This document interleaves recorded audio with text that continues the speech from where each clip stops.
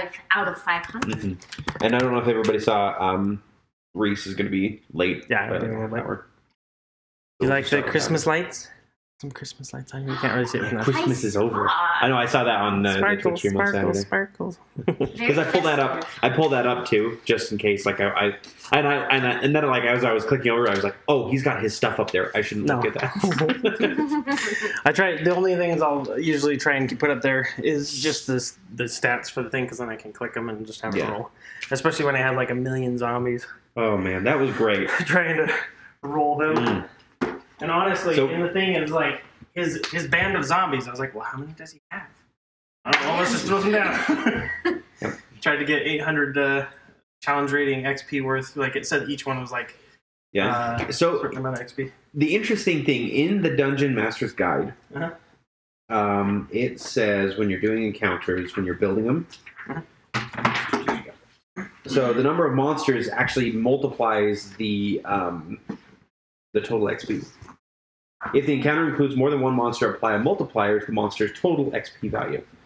If the more monsters there are, the more attack rolls you're going to make against characters in a given round, and the more dangerous the encounter becomes. To correctly gauge an encounter's difficulty, multiply the total XP of all the monsters in the encounter by the given value on the encounter multiplier table.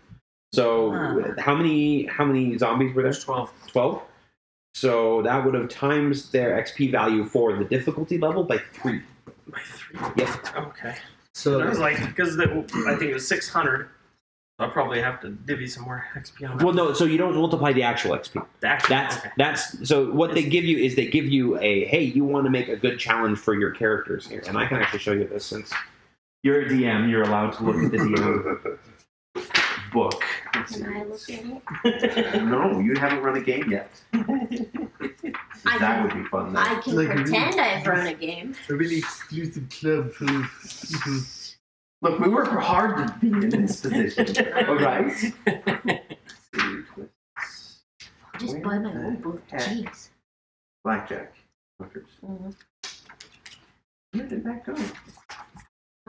Okay, there we go. All started. We're on? Yeah, it's starting now, and then making sure. It's good to have you back in-house, by the way, Dylan. Yes. Yeah. Last week it was so bad. My neighbor across the street, you couldn't even see his lights on. It was so bad. Soupy. Like, we had drove home You guys are right about an hour lake, before I was... right? Yeah. So it's the lake We effect. drove home about an hour before I was going to turn around and come out, and it was so scary. We're like, did we pass our street? And I'm like, I have no idea. I can't even see the street lights. Maybe. Oh. So it was scary. Yikes. It was pretty bad. Anyway, so the other spell I got is Lightning Bolt. Oh, nice. And it does 8d6 of damage.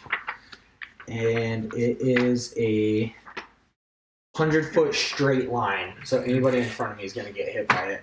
But it's a evocation spell, so I can sculpt it around. Oh, nice. I'm so glad that I do What's my the width on spells in it? my 100 sleep, feet. I guess, because I was So never the choosing width. suggestions. Here's 5 feet. Okay. So this is the challenge level, so if you want... Like, So you got lightning bolt and what else? Four. So you got fireball? So this is Fireball. per character, so you times it by the number of characters. So for a 4th level party, Was fireball like also or if you want a 86? 4th level party to have an easy challenge, 86. it's 125 per character. Oh, it is 86, yeah. Yeah, and so the multiplier. So I mean, we handled the zombies just fine because they're zombies. They're nothing. Oh, yeah. But Because it was like 200 XP just for finding the guy. Like And then in they the book make it a was like save, 800 they take half XP damage divided kind of equally thing. for killing the zombies. I was like, Yeah. well, it doesn't tell me how many zombies You he have has. two So I was like, alright, we'll just do it based on how many people. Fireball are there. and now I'm curious, and this isn't going to affect me, but I want to know, like, were we supposed to just attack this guy? Like, does You could go the either way. book? Does the book have ways for you to negotiate with him in it, or was it just one of those things where it was like There's ways to you're gonna negotiate, attack yeah. him? You can Okay. attack him. All right. It had two paths. Yeah, because I was just very interested, and then like he tells the sob story, and our paladin, That our was paladin, me off the is- cuff. Man. yeah, our paladin's like, oh, I feel so bad for robbing him now, and it's like, well, I mean, he is a necromancer, so, You just stole everything I have. and now I'm gonna have to convince her to try and kill a banshee, because you know that she's not gonna want to kill that banshee, but we're paladins. We abhor the unnatural undead. So I had a good laugh at that one. And did you like my cover for the Fae? Yes. I don't know if that was true or not. I was just like, it'd be funny if it was true, you know, because then it's like a business transaction necromancer versus I stole your grandma and now she's in my horde of zombies. That's actually what I like. Like I had an idea for that where that was a really strange sentence. Yeah. I had an idea for that where in this world, like this kingdom, basically if you were in debt, you didn't become an indentured servant. When you died, whatever debt was left over, you got turned into a zombie or an undead, and then you worked for like the public or you worked for a noble, and that's how you paid off your family's debt. That's crazy, kind of thing. So that's really great that you said that. Yeah. I was just like, hey. I thought it would be a fun thing to explore, but yeah, especially the guys of Thay. When I was looking up the guys from Thay, the first thing it took me to is a part in the book, and I was like, oh, can't look at that. Let's go over here. In the it pulled me right to the Rise of Tiamat. Yeah. Like, nope, can't look there. Well, and that's the thing is, like, as soon as you started talking about him with red robes and tattoos, I was like, oh my gosh, I know exactly who this is. But does my character know who this is? Right. Like, right. Oh, hi. We didn't see you there. They killed the necromancer, and he gave him the sob story afterwards because they were negotiating after killing his entire horde of zombies. And I was like, he's like, hey, I paid for those. These are people I bought and paid for. You know, I paid their families very handsomely to get these people to work for me. And we robbed him, by the way, while he was unconscious. And then he's like, you took all my gold, you took my ring of protection. He's like, what are you doing? Oh, here's my wizard. Nope. Yeah. Oh, sorry. There he goes. Over through. He's more Back powerful. He's falling through a void. I've been falling for 30 minutes. There, I've got you all set up against the 4 monsters you're going to fight tonight. I hope you guys are ready. I'll take the one in the corner. Which corner? Yeah, left or right. You guys choose. All right, welcome back, everybody. Is Reese with us? He is going to be late. Okay. He said that his parents are just leaving and he's got to put his kids to bed before he can come on. So he'll be about a half an hour, but he said to start without him. And we'll start with the recap, as we like to do. This is, of course, the Order of the Broken Spear that we're running tonight. The band of adventurers who have been trailing the cult of the Dragon Queen. That's what we're doing? Yes. It doesn't seem like that oftentimes, but they are there. I forgot about our quest. So, last time, I always pause there because my other group always goes on Dragon Ball Z. Like, yeah, I know, I kept thinking just out of it's not that they all do it together. It's just one person does it each time. It's not the same person, and it's just like I always have to pause because otherwise I'm interrupted in the middle of what I'm saying. But you guys are nice. You guys keep quiet while I'm doing descriptions for the most part. So good job, all of you. So last time the party. Sorry. Oh, I knew it. Previously on Game of Thrones. That was my go-to. Previously on Arrow. Oh gosh. A lot of people talked and then got text messages and had to leave the room to go to another room to talk and then get another text message and leave to go to another room. That's half the show right there. I mean, I've saved you 2 seasons. Off track already. Time. Yes, last time. The party continued their travel through this caravan that they've been moving with, kind of tracking the cult of the dragon, moving up through Baldur's Gate all the way to Waterdeep. And along the way, they were able to complete a couple of their magic items, which was great. I believe Brahm and Akio are both attuned to a luck stone now, which is really nice. Brahm, you said yours is kind of like it's got that swirl with the hair of a woman from your past in it, and Akio's is more of just like a bluish purple stone that he magicked. Is it like a circular stone, or did you do like a triangle at least, or did you shape it at all? It's a triangle with a circle cut out. Okay, cool. It's like the Spiderwick Chronicle. Yeah. Sure. Sure. Have you ever seen the Spiderwick Chronicle? No, but we'll go with it. It's good.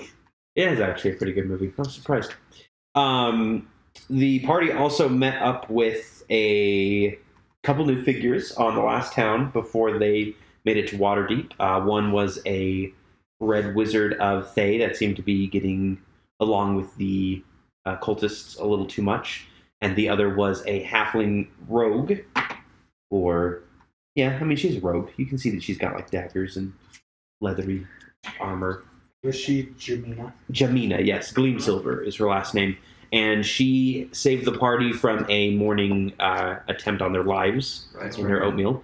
And then they also found that one of the cultists was murdered the next morning. And the cultists started blaming them, but they were quick to back off once people started asking to look in and see if anything was stolen from their carts. And then they arrived at Waterdeep. Ari had a heartfelt goodbye with Adelry. Thank you. That part was cutting in and out, so I got none of it. Oh, That's fine. it was really sappy. Yeah, I figured it really I was. Like, there was a lot of like face touching, and Ari levitated like a piece of peach over to her. It really slowed the movie down. And now they are going to be heading through the city. They're trying to follow the cult because the cult just seems to be moving the wagons continuing north, and they're going to be trying to track them down and find out what was going on. Also, last time we had an encounter with a man in a box that you guys successfully decided not to help after 30 minutes of debate. Seems to be a werewolf. Yes. According to what your new companion has told you, she believes he is a werewolf. Makes sense why I did it. Yeah. Okay. So we need to follow the cultists, but I also want to see if we can find some extra residuum in Waterdeep, so we can keep working on those luck stones for everybody. But I don't know if we can do both. I guess we'll see.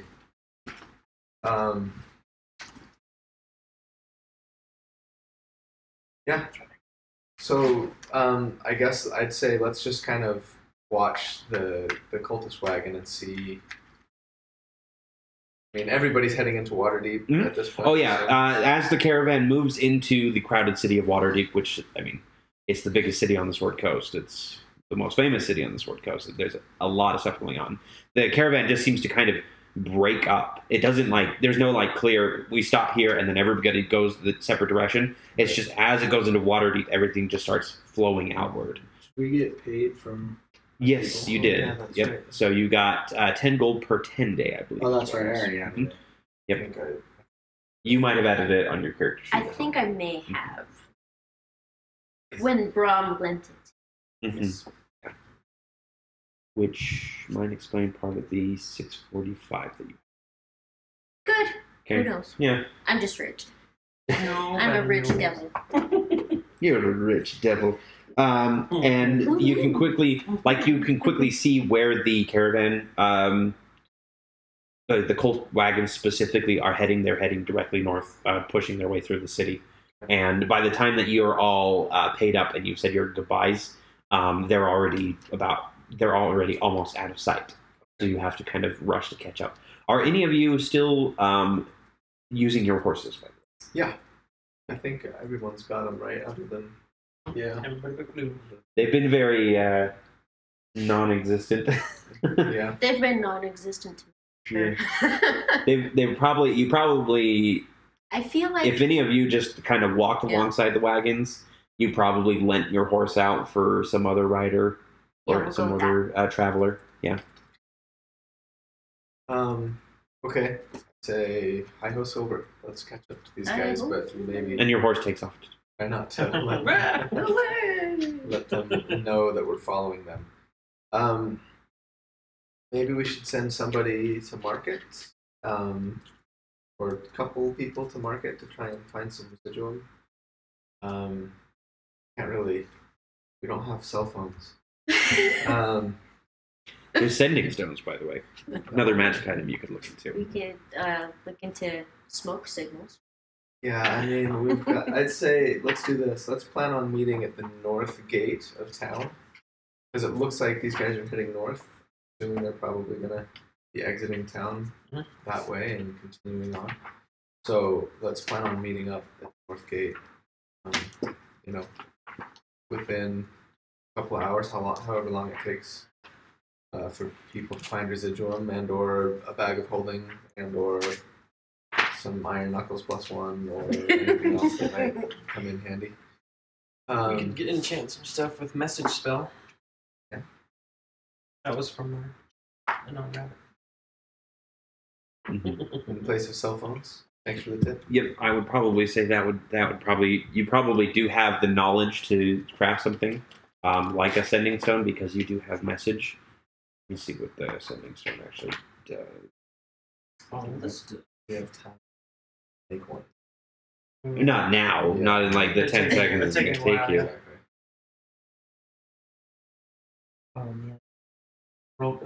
So who is breaking off to market and who is continuing? Well, I suppose so. I need to be buying some more residuum because you were working on mine and Dallin was working on yours, Yeah. right? So maybe Lunera and I should go shopping. Okay, I'll keep an eye on If that. you guys want to follow the wagon, Akio and I can go. Keep an eye Tail on Take- that. take the half orc. Take the half orc with you.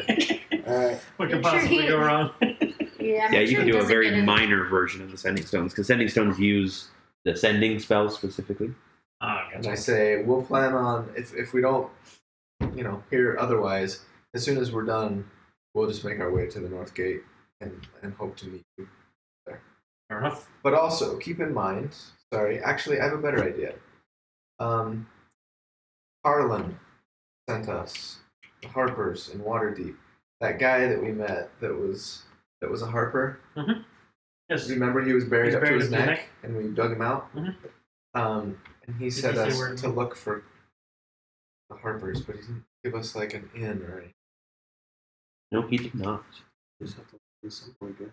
Yeah, look for the Harper symbol. You're watching for it? Keep your eyes Maybe on the north end of town.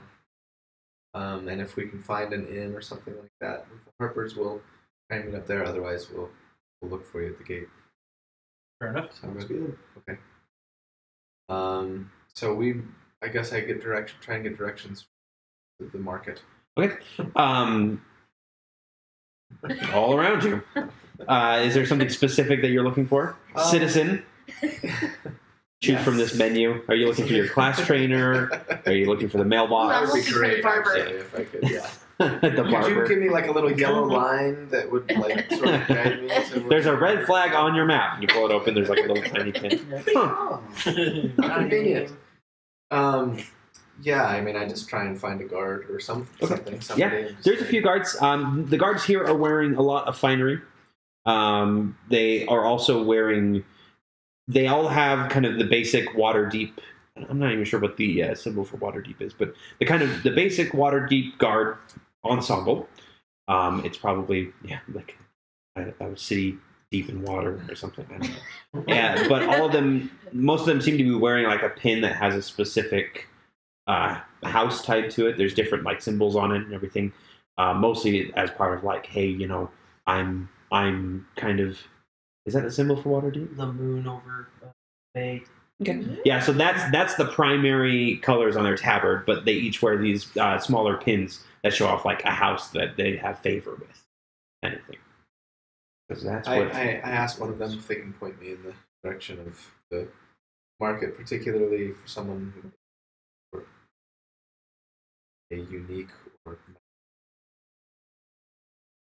Oh, you want the glittering quarter. thank you. Hmm? It's this way.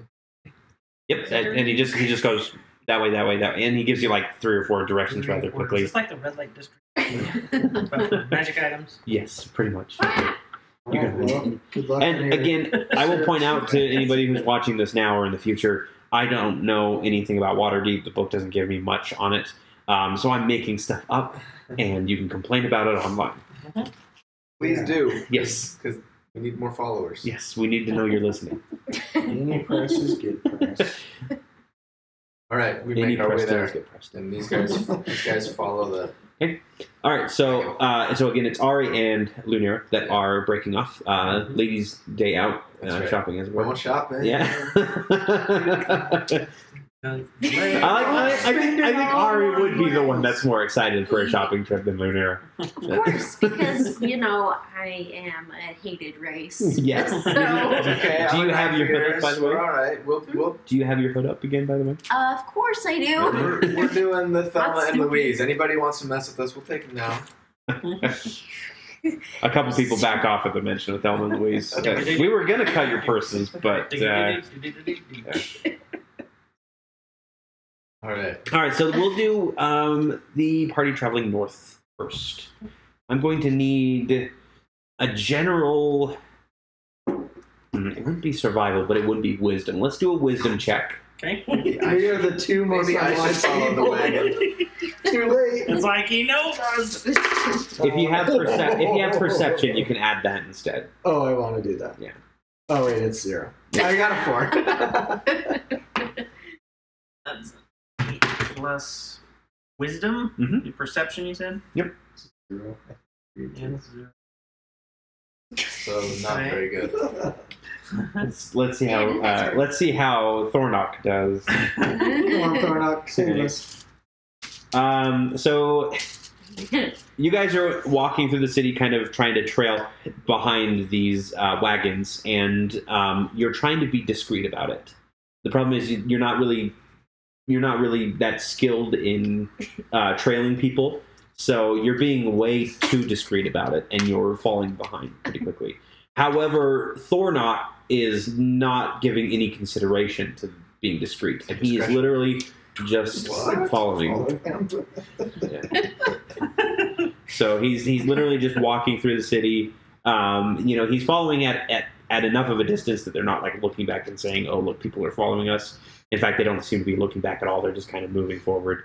But you kind of use him to keep up. Is there a rooftop tavern? Bird's eye view. A rooftop You might tavern. fall behind and or get drunk. No, there's not a rooftop tavern here. I didn't know how fancy Waterdeep is. I mean, I've only been here, a few times. There's a bunch of cafes. But- Don't go to Kermit. Some live music.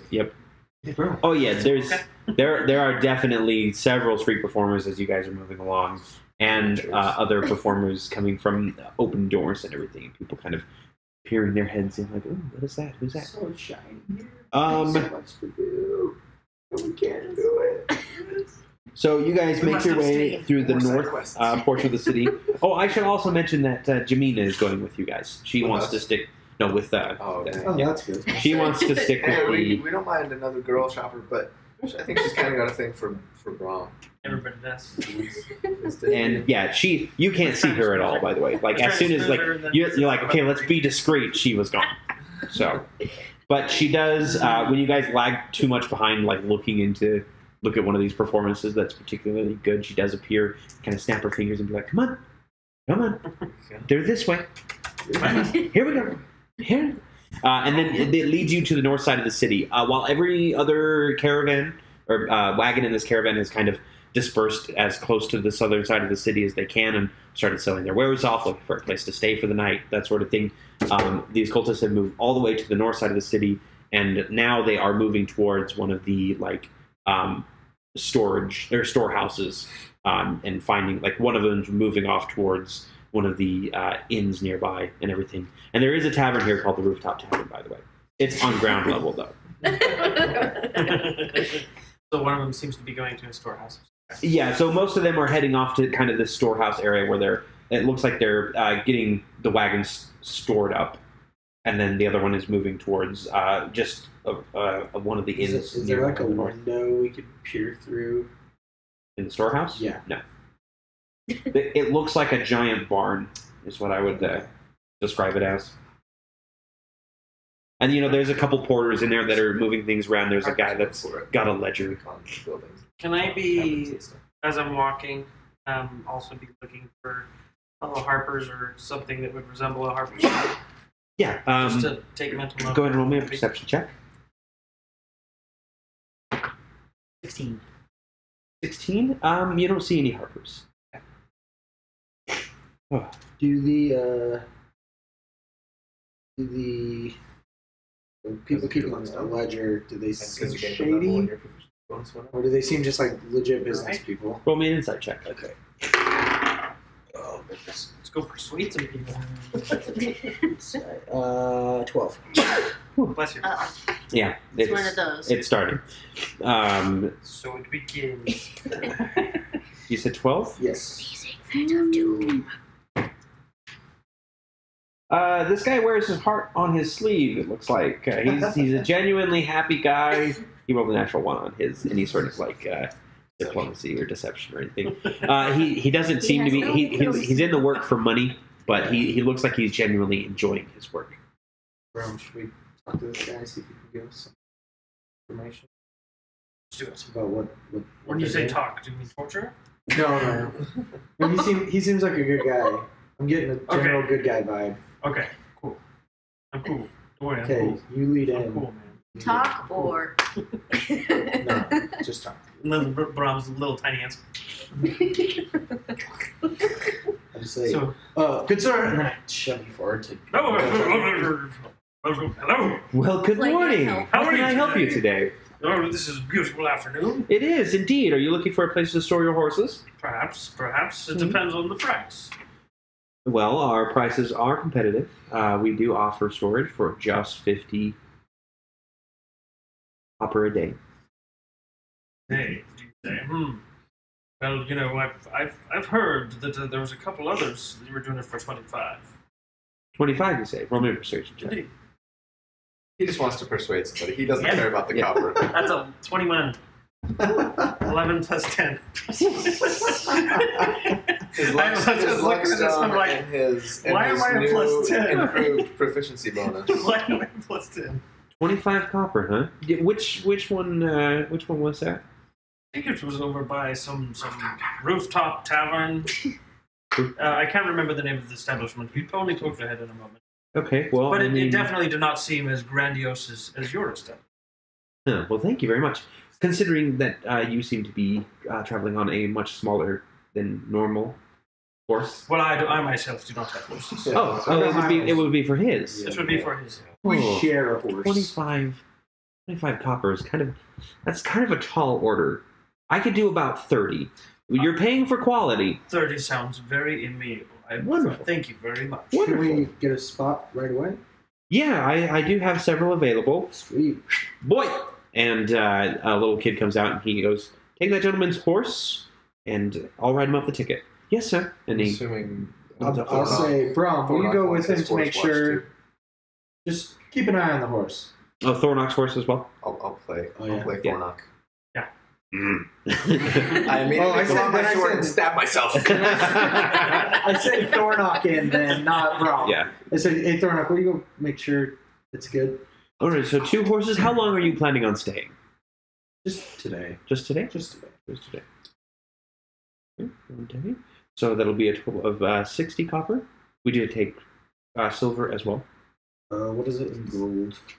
That's 0.6. I'll just give him 1 gold because I don't gold. have change. Okay. Just say, and this is a tip for your stable boy. He hands you 4 silver back unless you want to do. I'll tip the stable boy. Okay. The 4 silver. Wonderful. And he tosses the 4 Good on ya. silver to the stable. tipping boy. Anakin Skywalker. 30 copper to stay and 4 silver tip. Yep. It's a good thing you finagled it down. Yep. I only deal in gold pieces. Yeah. Is there anything else that I can assist you with? Or do you have any wagons or any other things you're looking Does for? what's her name have a need? No, Jamina is not She's on a horse. riding a horse, And and she's not there. No, but I was curious to know if you see, the comings and goings of this town. It's been a while since we've been here. Oh. And Well, it's very hard for anybody to keep comings and goings for indeed. Waterdeep. I mean, we control most of the northern trade that goes through the Mayor of the Dead Men, and I mean, there's been a lot of work going on to try and get the road fixed. the roads broke up into the Well, so I don't know if you've ever heard of the Mayor of the Dead Men before, gentlemen, but basically there is this swamp to the north, and every year it creeps up a little bit more and a little bit more. And way far in the past, we used to keep moving the road between Waterdeep and Neverwinter a little further inland each time, and it kind of it kind of fell off the wayside. Once Neverwinter had its troubles, we kind of just thought the road wasn't worth maintaining. But lately, Lord Never Ember is what his name is. I read one too many reads on there. Lord Never Ember is rebuilding Neverwinter, and he wants to have the road fixed. So there's a lot of traffic heading up north for that particular reason. Fair enough. Just today, we have people coming in, loading up wagons, Tell me trying to more. get them. I'm intrigued. I'm intrigued. As you can tell, I myself am a man of much concern. Well, there's a lot of traffic today. It looks like there's some people who have come in recently, and they're going to be resting here a few days, and then immediately hitching a ride north to try and help repair the road. Oh, very well. And you say they're staying here. Oh yes, they do have their stuff holed up here. I mean, they're probably staying at one of the nearby taverns. Very nice. And I'm curious to see how this endeavor goes. Do you have any names, perchance, that I might be able to see if I might be able to view? Oh, I'm afraid we don't usually keep names in our ledger just to be completely secure. We just hand out. That reminds me. And he quickly finishes up writing, and then he hands you a pair of slips of paper that have like his official seal on them. Those will be needed to get your horses back. Do I recognize the seal at all, or is it just It's the same seal that's on the top of the storehouse. It's a golden raven. Okay. Very nice.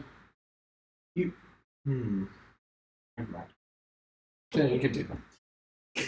Very well. And I'm curious. Are there any places nearby that you might recommend for lodging? Well, there's and also. Great. He gives you several of his recommendations, and he goes, anything up here in the northern section is very good quality. I like to make sure that everybody that kind of comes up here knows the kind of quality that they're.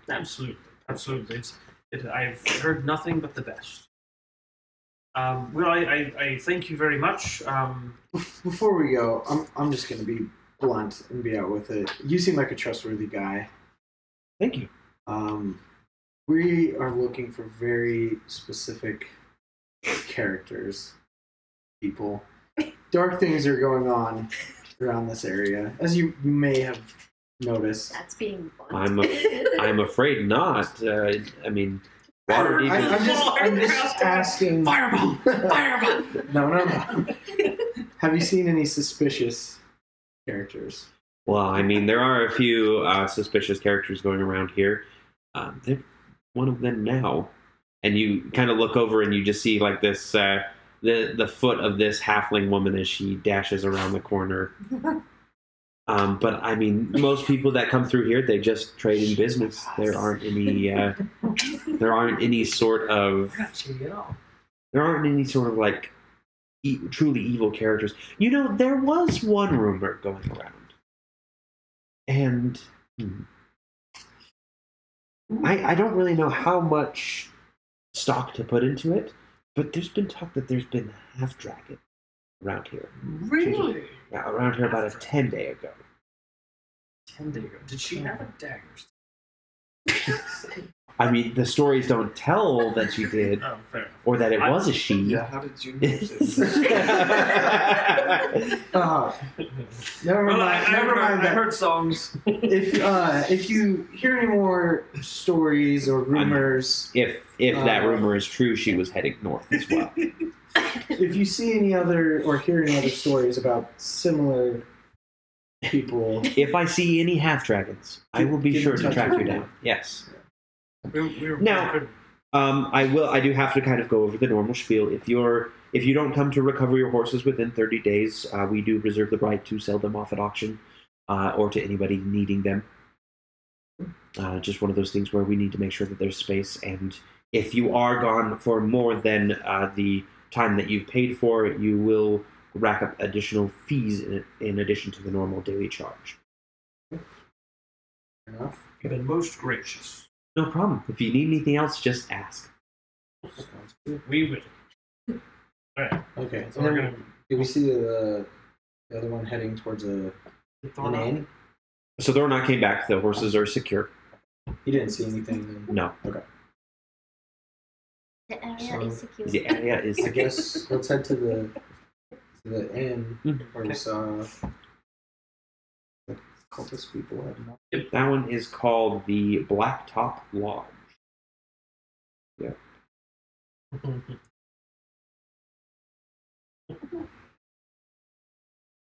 And you head in there, and as you do, you hear Thornok idly goes, "I hope the ladies are having an easier time than we are." And then we Nice transition. segue. Yeah. Shotgun Good job, Thornok. Shotgun spray. Yeah. Please stop singing. Are you? So you guys are both on your horses, correct? Yes. At least I am. The glittering district, compared to the magic quarter of Baldur's Gate, which was like 2 shops, this is a sprawling district with arcane trinkets lining. I mean, like they literally have marketplace stalls. Actually, no, they wouldn't have any marketplace stalls. These are all really expensive items. There's nothing but shops. There's no way that anybody's going to be able to steal a trinket. There are floating lanterns kind of just floating through the sky. They're not in any singular place, and right now they don't seem to be doing anything other than giving off a gentle colored glow. There are several performers in these streets as well, but these are magically inclined performers. They are using dancing lights a lot more. They're using a lot of other magical tricks to kind of do their performances. You see at least 2 golem puppet shows going on, and one where a few street performers are playing out a scene from one of the popular religious texts between a demon and an angel, kind of battling it out. And you can tell it's all fake. Like the guy's got thaumaturgy on, and he's got the flaming horns and everything, and the woman has these glittering wings of light and everything like that. It's a really good performance. But there are plenty of shops around here that have different arcane wares and everything. Anything from bookstores to specifically, you see one that's specifically for scrolls, for scroll work, and then down the way, you do see that there are even a few that are more weapon and armor inclined as well. Let's go and. Okay, so you guys head in, and somebody is banging away on a anvil as you come in. But it's not the usual kind of anvil. You see that they've got a weapon made out of pure arcane energy, and he's slamming it down. And the completed weapon, each time he hits the sword with it, it just glows purple for a moment, and then goes back to normal. And you can see as he's hitting him each time, this purple glows, and then it just leaves another etched ruin on it. And he stops as you come in, and he goes, "Can I help you?" Oh, he is an elf, by the way. He is excellent. I speak to him in Elvish. Okay. I just say, good day. We're new in town. Do you speak Elvish? I don't think you speak Elvish. I don't think I do. A couple of Moment. a couple of adventurers, and we're looking essentially upgrade our weapons to them. Absolutely. And do you not speak common then?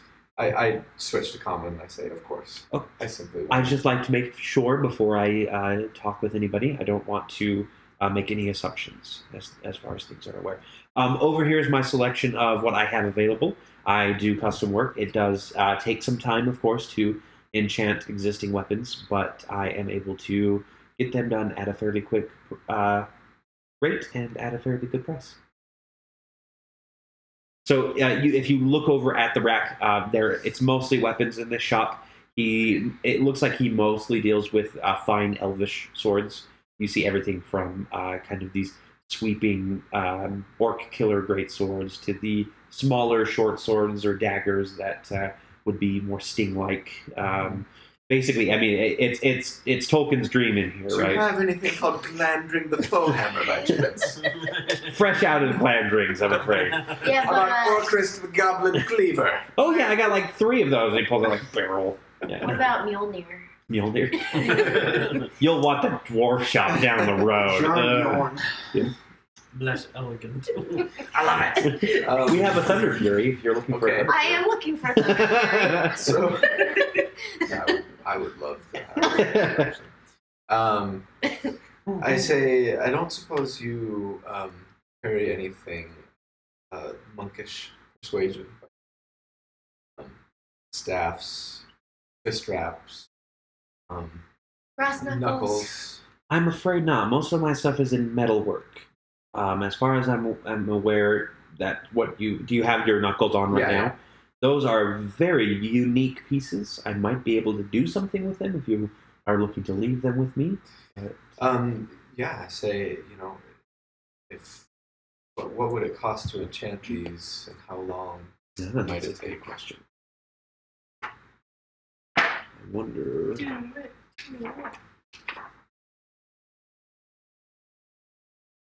Anyways. Yeah. Not very long. Me too.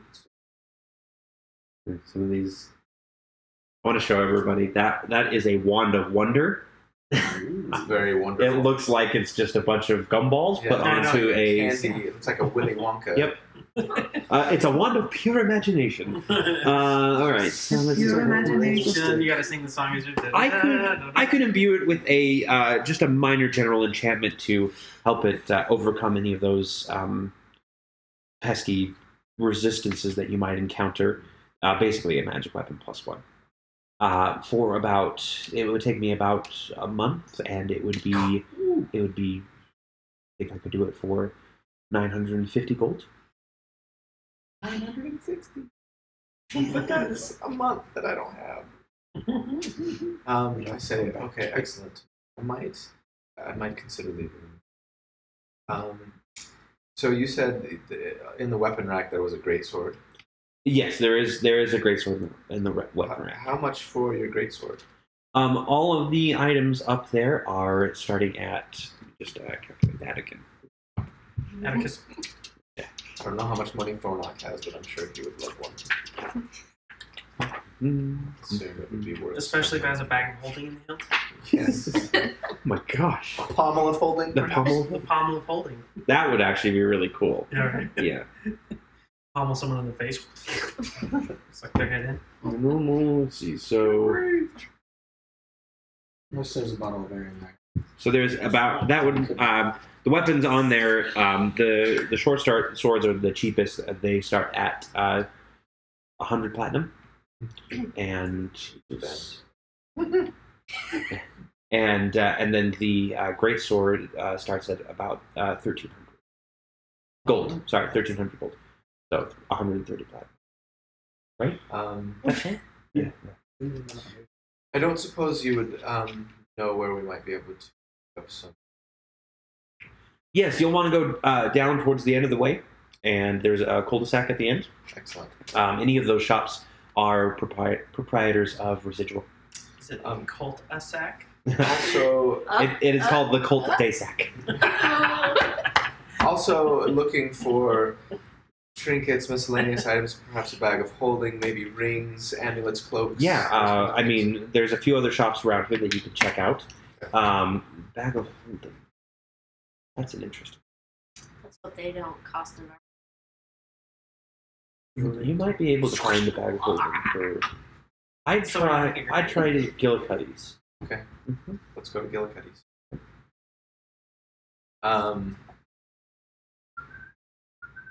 Okay. So you head on over. The store. So the other stores have kind of been like this very organized. You know, you can see a little bit of magic going on inside. A lot of them have like libraries and then a few display cases with maybe about half a dozen items in it. Just because magic items are hard to come by and hard to make, so most of the people here sell either schematics that have been kind of making the rounds, or specific like spells and spell scrolls that people can cast off of. Gillicuddy's, though, is the best way to describe it. It's a mess. There's a lot of whirling clockwork birds and everything going around. There's a lot of just like little trinkets that there's one that just sits there and just flips constantly, and you're not really sure like why you can tell that it's flipping or anything, because it just looks like it's a single domino, but it's just flipping constantly, and it's just there's just all these knickknacks all over the place. And Gillicuddy comes out. He's a dwarf, and he's got this kind of fiery red beard that's kind of braided and tucked into his apron, and then his hair is pulled back into a kind of a tight bun, and he's got these. So thrilled right now. And he's got these kind of tiger's eye goggles on his head, so they're kind of this cool yellowish color, and he's kind of busily winding something up as you come in, and he lets it go, and it's just this sphere, and it just kind of rolls off. And he looks up and he goes, "Afternoon." Say hello, Mr. Dwarf. We are in the market for a bag of holding. Bag of holding? That might be the one most likely to have some. Really? Who sent you my way? The weaponsmith, the elf. I didn't catch his name. Yes. Well, I'm glad that he's finally sending stuff to me again. We had a little bit of a row, but we've settled it now. Let's see. A bag of holding, huh? I don't have any bags, but I do have. Where is that? And he starts rummaging through something, and he pulls out this this cylinder, and it looks like it's made out of adamantine, and it's about. Actually, it's not so much a cylinder as it is a. It is like a. It's like a rectangle. It's like a cuboid, and it's got a hole in the top, and it just looks like it almost just looks like a metal tube. And he sets it down, and he goes, "That's pretty much about the same." And it's probably the brim is about, we'll say it's 2 feet across. So yeah, it won't stretch like a bag of holding would normally, but this thing should be able to hold just as much. As long as it wasn't any larger than 2 feet. It actually fit it. 2 feet square or 2 feet long? 2 feet, 2 feet square. Yep. Any chance of us testing Say, what do you call this? Reach your hand in and go ahead and ask for a wrench. Okay. Your hand I'm going to my hand. Yeah, as you reach your hand in, like you feel like you reach the bottom of the tube, but you don't reach the So it's bottom. Like you pretty much like go like, and Mary your arm Poppins. should be I'm through Mary the Poppins, table. y'all. Yeah. And just say wrench, French. and you feel something in your hand suddenly, and you pull it out, and you pull out this strange tool that you've never seen before. It's got like a crescent on the end. And then then a hoop on the other end. This is a wrench. That'd be a wrench. You just put it back. Say, what do you call this fascinating contraption? Well, I mean, essentially, it's the same thing as a bag of holding. It's just my toolbox. Well, one of my toolboxes. And what do they go for? I could part with this one for 750 Gold. gold. Thank you. Better than the We have a friend who is in the market, so I think I'll probably send him over later. You wouldn't happen to have any residual on hand for sale by chance? No, I'm afraid not. All of that gets done down at the cul-de-sac. I say, excellent. Thank you, Master Dwarf. We will be on our way, but look for my friend to stop by later. Perfect. Thank you very much. Won't be able to miss. Feel free to take a handful of bolts on your way out. They're just free samples. Yeah, you should need it. Taste metal. Cats. Okay, let's go to the cul-de-sac. Okay. This ends in a loop like a normal cul-de-sac would, and there's 3 or 4 shops that are specifically. These are a little more sparse. They look to be just hauling barrels and freight and everything. You see one of them actually has what it's almost like one of those candy things where you go in and you have like a weigh and you'll scoop some residuum out. And it's all types. There's not just like the residuum that you saw on the road, which was just kind of this sparkling powder, but there's cubes, there's diamond shaped ones, there's all sorts of different types of residuum here. Okay, I just approach the nearest shopkeeper and say, looking for the most affordable residuum. I mean, yes, of course. So just kind of basic residual. Yes, please. Are you an arcane caster yourself? I'm not, but I have a friend. Wonderful. And and she kind of shows you the few options. We've got basic blue, basic green, and basic white. I like Okay. And she takes a few scoops of green and she measures it out. And she goes, "How much exactly are you looking for?" As she's measuring. I need a precise amount. It's like 300.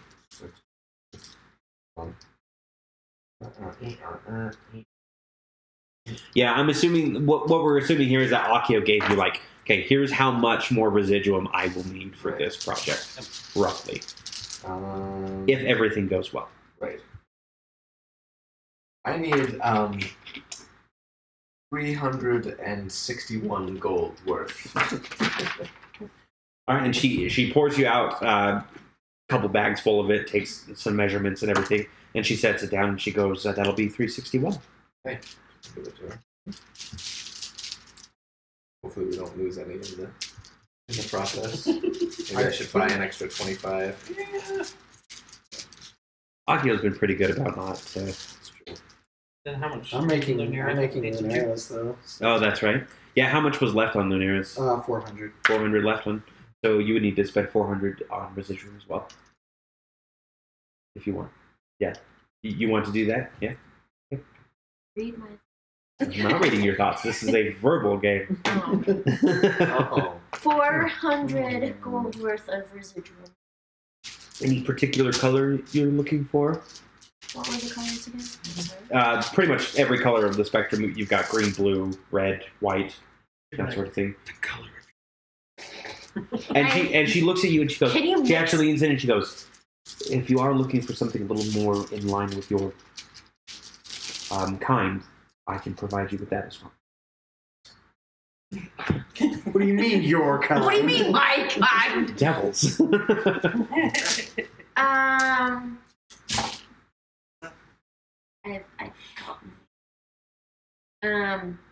I'll take purple, gold, and silver. And a mixture of all of them, and she grabs 3 bags and she scoops you out some. So you're going to be spending 400 gold on that. Right. And then she ties them all together in kind of a bundle and twists it, kind of. Here's that, and your free goldfish. Thank you very much.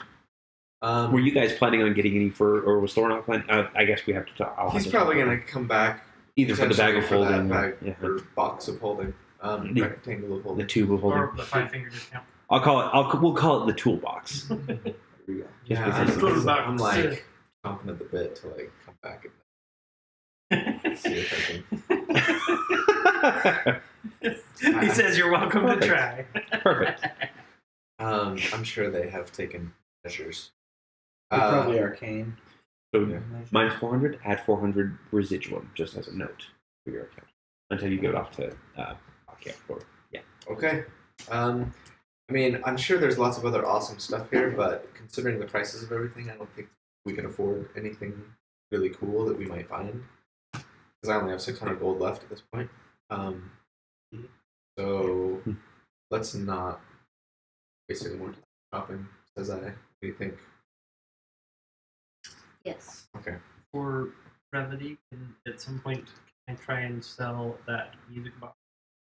Rolled a 23 when I was trying to sell it. Sure. Go ahead and roll me a persuasion check. That's a 26. 26.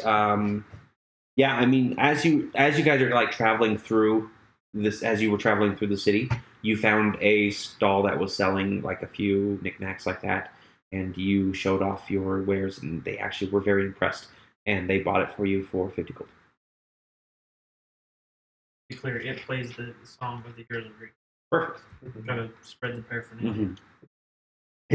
T-shirts, get your T-shirts for the broken stick or the spear. Okay, so we work our way north Okay. towards the north gate, I guess. All right, so you guys start heading north, and the camera zooms out and trails quickly over the city, and then zooms back into the Black Top Lodge, where Akio and Brahm have been kind of eyeing around, looking.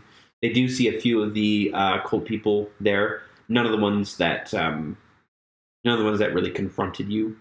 You've been kind of avoiding those ones. Jamina is there as well. She's at the bar having a drink, talking with a few of the kind of the burlier looking laborers that are staying there on their way north. And you kind of scope around. You see that the innkeeper is a halfling here as well, and he's got kind of a rotund belly and a comb over hairstyle. And he comes up and goes, "Afternoon, gentlemen. Is there anything I can help you with here, or are you just here for the food?" We probably need Not us. But We're not together. we need lodging let's go. Of course. and food and drink Of course. and information. Of course, we have a few fine rooms available. I'm not sure how much I can help you with information, but I'll do what I can. If you are looking, let me just get our prices here for you. Maybe consult my prices here.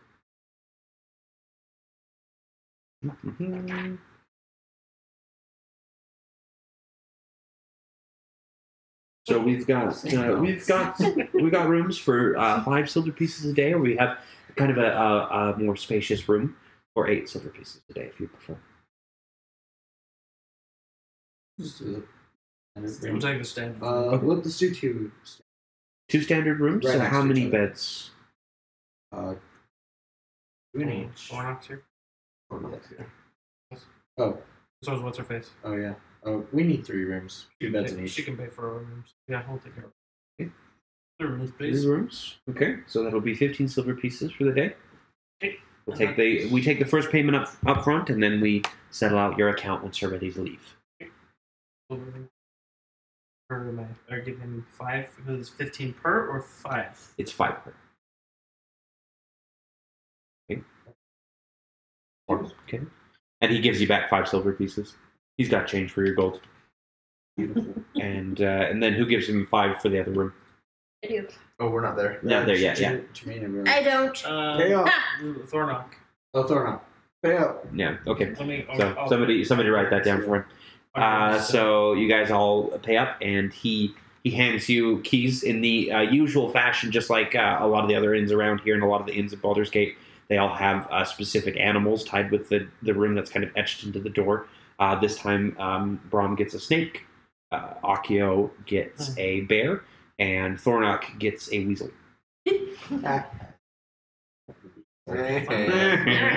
Weasel room. Dinner is usually prepared around 7 if you want to come down and partake. We have some of the finest cooks in the north side of the city. I mean, being halflings, we are pretty fantastic cooks. Beautiful. Indeed. I completely agree with you. Now, a question. Have you been able to... Silver, right? Mm-hmm. Okay, Thornock's good. You're gonna do this thing. So, have you heard anything about these so-called heroes? The town called Greenest down south. Perhaps? Greenest. Never heard of no town called Greenest. Fair enough. It is pretty spike on the map. Have you ever seen one of these? And I show him one of the dragon idols because I still have 2 of them in my inventory. Oh. Didn't sell those? No. That's right. He was blackout drunk when That's you guys true. talked Yeah. to the man. So, yeah. Uh, Both in game and out. I quickly hide it. That looks like a black dragon idol. Yeah. I mean, I've seen a few. Just kind of, you always hear the warnings: stay away from black dragons, that sort of thing.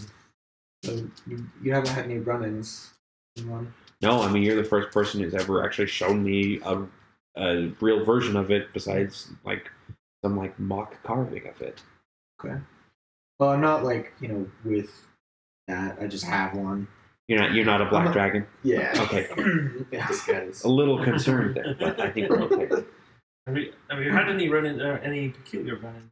People coming and going, and any... No, not really. I mean, it's funny you say black dragon.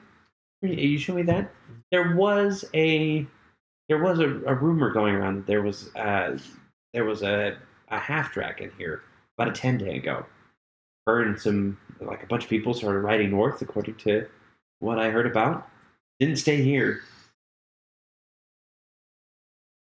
But there's some cultists here. We have to just keep an eye on them to see where they go. Was there... Peculiar, of this dragon, was there any other descriptions that people were reporting? No, I mean, usually when you see a half-dragon, people kind of get up in arms and drive him out pretty quickly. Indeed. You know, we don't want any sort of bad omens around here. Absolutely. No. I'm gonna be a bad omen. Well, at that moment, Tiefling wants. yeah, Lunera and Ari step into the bar. You've still got your hood up, so obviously, like nobody, like it's not like entering. It's not like entering the salon doors and the piano stops or anything. I say, my friends, and I toss you the key. The bear. The bear key to you guys. I say, I got your room already. Throw the key. I'll bunk with Brom. Bunking with Brom should be the title of the episode. done and done. Highlight. Anyway. I hand Brahm a bag of green residuum and say, Ooh. well, we were able to replenish our supplies, and I tell Thornock, well, never mind, no, wait, tell the police actually. Mm-hmm. Yep. Because they had amazing shop and a lot of great things for sale, but most of it is out of our price range.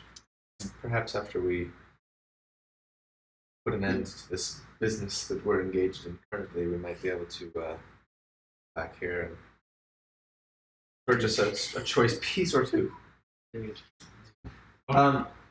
I notice the cultists? I just kind of like you see a few of them. Okay. Jamina comes over and she goes, you all got rooms, I'm assuming? Yes. Gonna stay right in the same place as the people you're following. That seems like a good plan. They don't recognize us. Plus, The closer you are to danger, the further are you from harm. what he said. Keep your friends close and your enemies closer. Or I drink say- with the enemy and get their secrets. I That's say- You know, how- my mom used to have a saying. Sayings are for people who don't have all the answers. Indeed. Well, She really wasn't as bright. No. sounds like that's a saying. I say, I tell her that we've heard that. I mean, obviously, like Yes, you guys we'll had sit a few at the moments table to- and like make sure no one's eavesdropping on us, kind of Mhm. thing. But I say, well, we've heard that Resmi here about 10 days ago. You may know already. Yeah, I've been hearing a lot of rumors about that, but I don't know. She headed north, supposedly. At this point, we're trying to decide if we should maybe keep an eye on those cultists that are still here, see if they go the same way, if they could lead us to her, or perhaps we could strike out north on our own. I just worry that we would lose her trail. Well, I'll see what I can find out from them, kind of in my viewings around here. In the meantime, there was somebody asking around about you and you. No, not you. It was you and the half-orc. I don't know, just some guy saying that he was looking to see if a half-orc and an elf had come in with the caravan recently. I can spread the word that you're here. Is there any description? Kind of a nice fellow. Seemed a little sun-dried. It's the guy who's buried. The guy we wanted to threaten. Sow the seeds. I say, yeah, sure. Feel free to, if you see him again, or if you find anyone the same description, feel free Sure. to let him I'll know. go ahead and let him know. We might- In the meantime, I'm going to be slipping away for a while. I've got a few things in the city that I'd like to do as well. I will see you all again in the morning, and we can kind of discuss the next move. If anything happens that I can see, though, I will come right to you. Partners.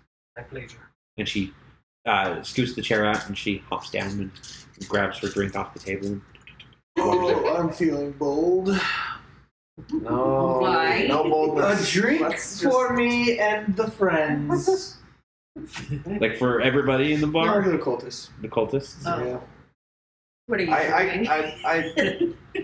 I kind of want to end that. I go to a shady corner and I pull Aragorn. I'm just like Yeah. Smoking. I'm just observing, staying out of the At way. least 3 times during the course of like the next few hours, random groups of people that are kind of like of all races come up to you and ask you if there is any danger that you're in or anything that you need assistance with.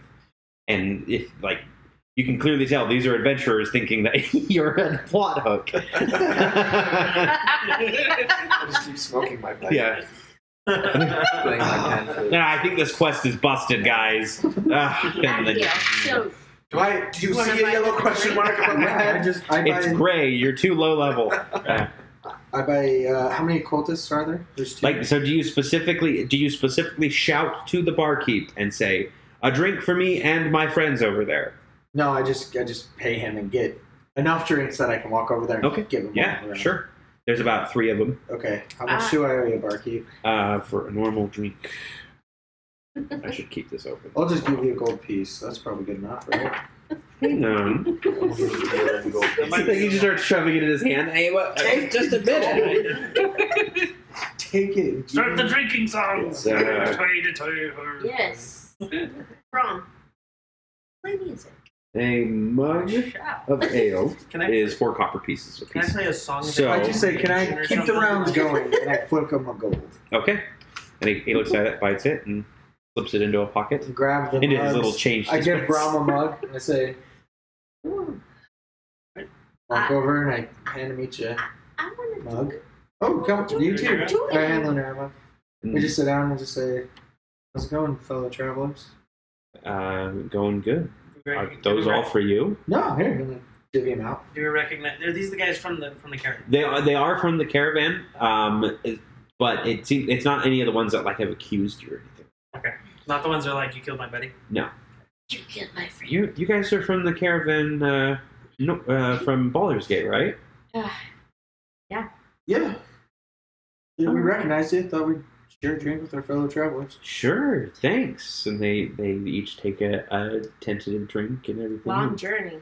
Yeah, it has been one, but that's kind of the way things are, right? So, what's next for you guys? Now that you're done with the... Probably farther north. Yeah. Yep. We've been traveling to work as laborers on the high road. Oh, you're cleaning the swamp road. But yeah, remove the road fixing over it, there. fixing it up. Yeah. Heard about that. Yeah. Well, I mean, George and I here are going to be working as laborers, but Jamil is going to be coming on as a guard to protect us. Very nice. It's pay well. Looking for our next gig. Well, I mean, it pays fine. You can go talk to the shipping people just inside the northern gate. They've got all the work there for you. Thinking about probably signing talk up? about that tomorrow. Tell us about yourselves. How long have you I'm been in going to trade? need you guys to roll me a deception check each at this point, as you are trying to actively deceive them and not try to alert them to the fact that you're questioning them. 20. What is it? I'm sorry. Deception. Giving you out 11? 11? Yeah. Small part of me wants to be like, have you seen this before? Yeah, I don't. We were sent here undercover.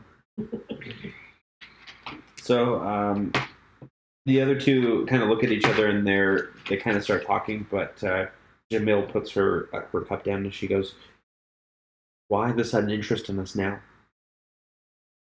No reason. We were just at the same lodge, recognized you. Just thought it'd be nice to have a beer and chat. You can leave if you don't want to. I mean, we didn't get to talk much Little bit during of the a kinship. journey. Just being friendly. Big town. You never know when you see someone you She starts eyeing Casey a little bit more. You know, your hood is up. Lunera. Yeah, Lunera, sorry. All right. Can't see this. Brady Skywalker. And she just kind of looks at the other two and she nods her head a little bit. And they go, "Well, thanks for the drink." And they all stand up together and they leave the drinks there and head off. See you around. Where to? Out the door. How dark is it outside? It's about midday at this point. Okay. Was it So something I said? I get attention. Yes. Like, Yes. I say, you make me disappear, I'll follow. Is how busy is the room? Fairly busy. I mean, there's about a dozen other people in here besides you guys. Let's step into the alley or the phone booth or the ladies' room. I don't know. We've got rooms upstairs, I suppose. Bro, don't you have to pee? Yes, indeed. Come on. Do-do-do. So we're gonna walk out. I guess we can go outside. I'm gonna feign feeling sick. Okay. So that I'm gonna puke. Let's play get help. We could just go into our room. Just walk. Just cast invisibility on them. Or either way, yeah. So I mean, how about we go up to the corridor On the second level. upstairs on the second level. Is there anyone in the corridor? Nope. Okay. Second level invisible. And then. Yeah. And then I take off and try and follow him. Okay. Go ahead and roll me a skill check. You obviously have advantage. And I'm going to need an acrobatics check from you as well. Okay, so... Because you are invisible and trying to weave your way through the city streets. Oh, natural 20. Okay. Beautiful. So, 27. Hopping on head, just jumping on heads lightly, Legolas style, where you're not even, they don't even feel. Exactly. Yeah. Dang seagulls! And the stealth check was a 19. Okay. So, yes, you are able to follow them. They move in a little bit more to the city, and as they do, they kind of, they just get to another inn, and they just head inside. And as you kind of slip in behind them with your acrobatics, you're able to kind of sneak into the corner. Yeah, as the door was closing, so you don't have to, it's not Harry Potter where you have to open up the door or anything like that. People just go, that was weird, and then go back to their conversation. We live in Hogwarts, so. Yeah. You kind of just see they come up, they go up to the innkeeper, and they ask to purchase rooms there, and then they sit down and they kind of lean in close together, and they go, Jamil, what the heck was that about? And you kind of just like slide up to the side of the room. Guys, I'm pretty sure those people are the ones that have been that killed Frederick. Oh, that's right. She was saying that about the tiefling, wasn't she? Yeah, I think we need to be a little careful around that group. Did you kill someone? No. I was like, I don't remember. I don't think I was drunk. I'm just saying. It was me that drew them away. Yeah. Sorry. No. Okay, No. I just kind of hang out and eavesdrop on him for about 15 minutes. How long does the spell last? An hour? You sit next to him. Yeah, how long does the spell last? And did you tell him that? Yes. I believe we had this conversation previously that it was. Okay. So after about See if I can pick up any additional information about their comings and goings, plans. After a few minutes of them talking, kind of being like, it was kind of weird that they came and just gave us a drink randomly. That's fine. They do mention the name Burga. Burga? Yep. Burger. Burga.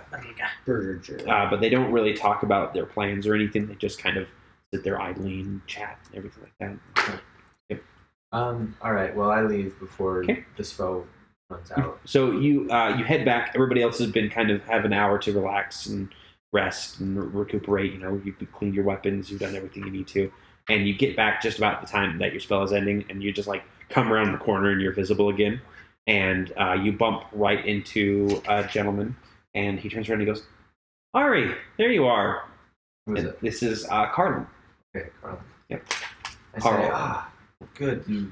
Carlin, you survived the journey south and north. You Yes. make good time. I do. I have my ways. So you guys are here now.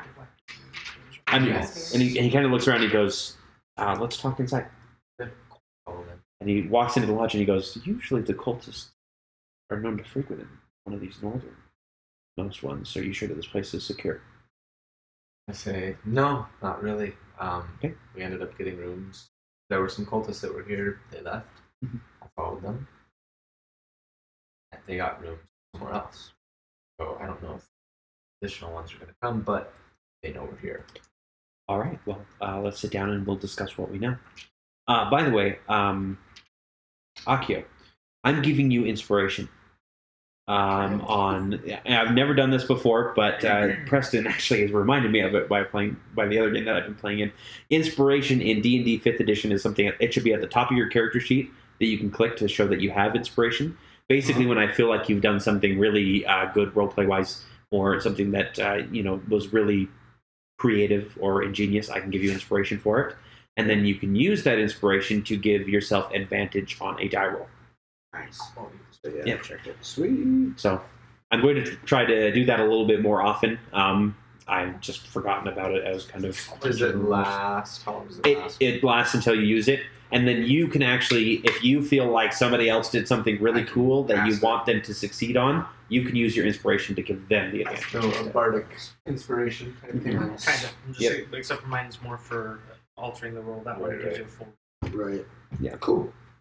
So, good job. Beautiful. It's kind of like luck. Fortune favors the bold. Yes. So you sit down and you kind of trade information with Carlin. Basically, what I know is it seems like they're continuing northward. It seems like the caravans move up the high road and act as laborers. They take their full cargo in and they come out of the way station without any cargo on, heading back south. Way station. So there's a few places along the high road that are considered these construction camps, basically these way stations, where a lot of the laborers and the guards stay before they go out and do the jobs of repairing the high road. And it seems like that seems to be the common thing, is they're heading to these way stations and then just kind of disperse. Any way station in particular would we be able to find? I think the closest one is usually where they split up. I'm not sure if it's actually got a name or not. It's the Carnath Roadhouse. I turned to everybody and say Roadhouse. maybe. Somebody want to write that down? Yeah, Carnath. Carnath. Yep. Carnath Roadhouse. I say maybe we shouldn't waste any more time here. I mean, if we know where they're going, I don't see why we would need to wait for. Especially now that the cult knows who we are and where we're here, because I told them what I heard when I eavesdropped. Did you say anything about what was in the caravan, or like did you see what was inside? Was it like a bunch of? No, we haven't been able to get a peek inside. Burn down the Carnath Roadhouse. Yeah. No. Well, yeah, that too. we might harm innocents that are not affiliated. Yeah. Our name is I would be very wary about traveling without a caravan north. The Mire of Dead Men is not a place for, I would say, I mean, even a group such as yourself might have a little bit of trouble if you're not traveling in a group. Plus, if you're heading north anyway, the best way to cover your activities would be to join up with and be guards or laborers. Who was it that told us that to talk to somebody? It was the cultists. The cultists. Because I asked her, we want to work and talk to people at the North Gate. Mm-hmm. Okay. I say, well, let's go see if we can get hired on. I'm happy to lose the 5 silver we paid for this room. Yep, I need to go get my horse. If Rezmir has a 10-day advantage, We need to go now. yeah. Okay. All right, so Can I just you guys fast travel to get my horse? fast traveled horse. Let's actually have who is heading to Charter Passage north, or are you guys heading off on your own? No, I think we'll probably go together now. Yeah. Sorry, what was the name of the way station? Carnath Roadhouse. Carnath Roadhouse. Roadhouse. Okay, you guys wrote it down. And Jamina appears about halfway through the conversation and listens in, and Arlon gives her a weary eye, but looks to you for confirmation on whether or not she's supposed to be. I think.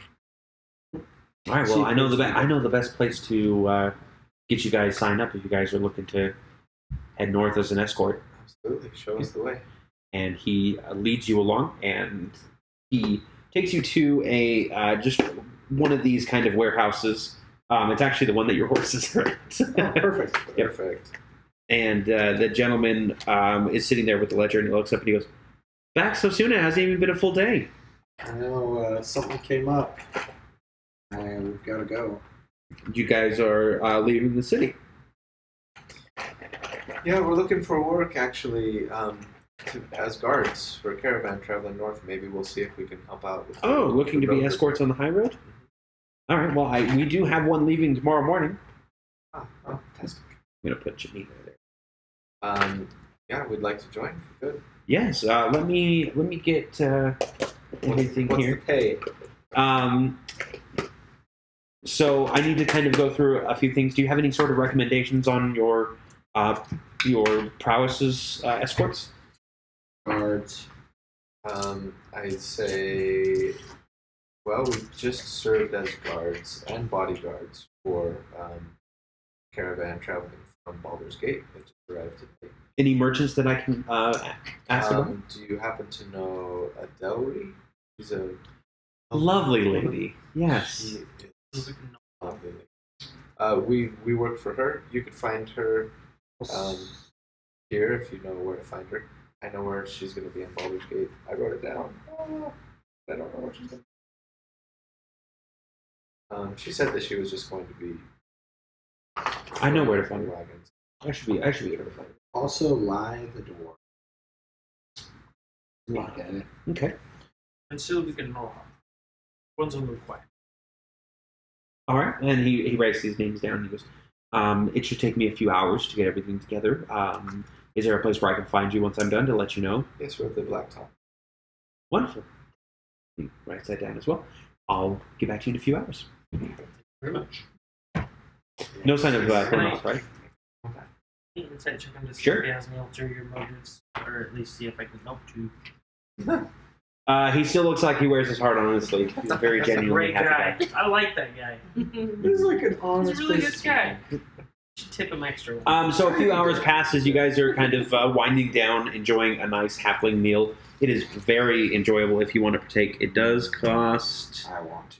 It does cost 8 silver pieces. Wowza. Yep. I'm awesome. But it is a really good looking meal. Who knows how long it'll be before we get a good meal. I've lived on monk food for 30 years. I'm fine. I'll take some. I'll just buy the regular fare, whatever, not special Stew with hardtack. Even that, so that if you're going for just kind of the more general meal, that is 3 silver pieces. Not It's buying still pretty fine rations, food. are we? No, No. we're full on Just- rations because we got fed on the way. It's just for tonight's meal. Okay. Make sure to rotate your food storage. Making sure that okay. Okay. So after a few hours, a gentleman walks in. Oh, he looks like he wants to get beat up.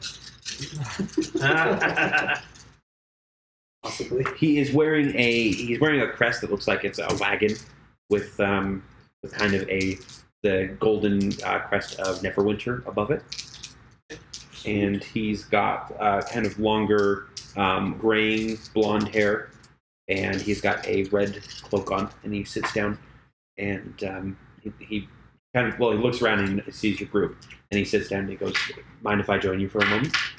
Indeed. Where chair? So you're the ones who've been talking with Oldo.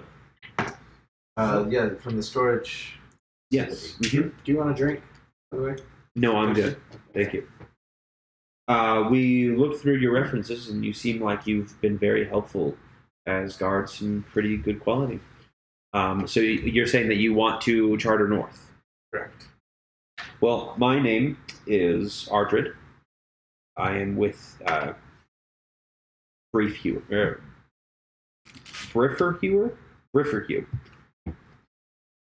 One of these days, I'll look up these names before. I'm with the High Road Charter Company. Basically, we are the ones in charge of hiring all of the escorts and laborers. And you say that all 6 of you want to be in on our escort north? Indeed. Well, we pay the standard 5 gold rate for any guards. It's about a 200-mile trip up to the road, and then You guys are pretty much free to go your way. We've got soldiers there specifically for defending the high road afterwards. What was the name of the charter? It's the High Road Charter Company. Do you have Not a very creative name. Do you have any specific needs for those of the arcane inclination? Doesn't matter what type of escort you are, as long as you're an escort. Okay. Fair enough. The need for the musical variety. Keep the morale up. Most important. Let's be honest. Can you fight? And my words are much sharper than any sword. Roll me a persuasion check. Actually, I'm not using that. I'm feeling 18. All right. Don't let me down. Be my pleasure. Good on you, kid. What was the name? What was the name of the place we're going? The roadhouse. Karnath. Karnath Road. So just to clarify, we're heading to the Karnath. Yes, that is our end destination. How long? It's about 200 miles. Really, we're world travelers here. Yep. Mm-hmm. Get back to my stopping ground. I say, and we leave first thing tomorrow. Yep. It should take us about a week, and then we'll be at the mire, which is usually where the trouble begins.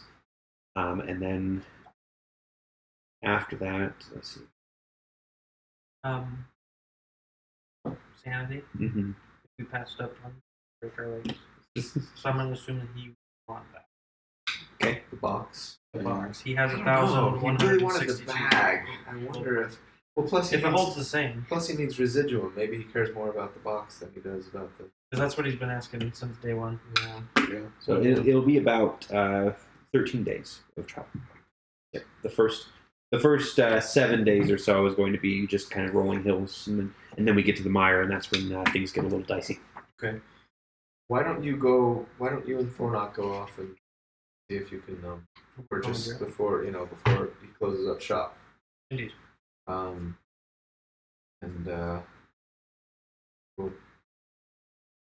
We'll see you at Ardred first thing in the morning at the gate, I assume.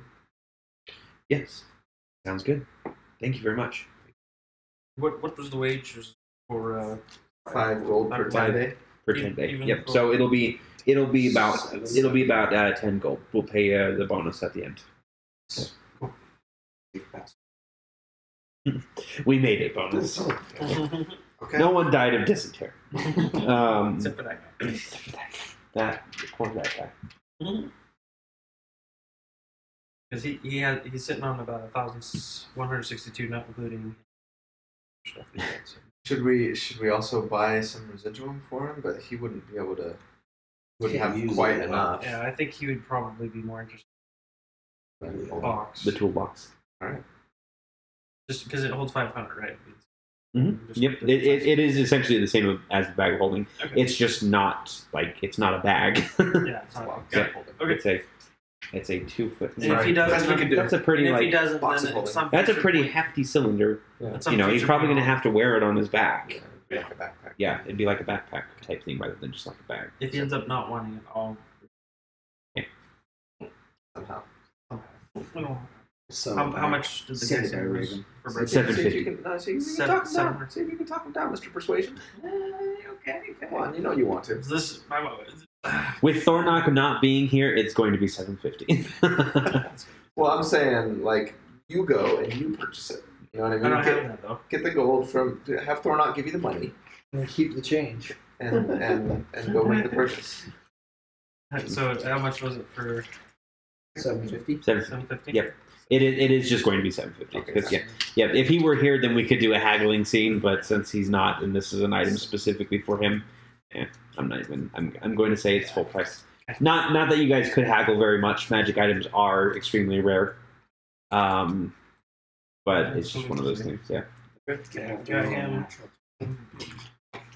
You don't get stuff when you're not here.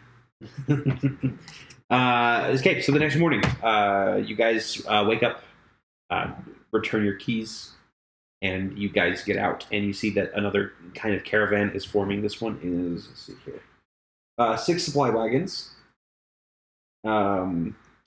6 other escorts, kind of these other guards with, your standard mercenary gear.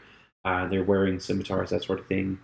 Because everybody has a scimitar in this rather than a sword. Apparently. And you do see a few of the cultists are eyeing you guys, and they don't look very happy to see you now. Are they the same cultists? And there's about there's the same 3 from last night. There's a few more, including the one that accused you all of, accused. Oh look, it's Lunera that douche.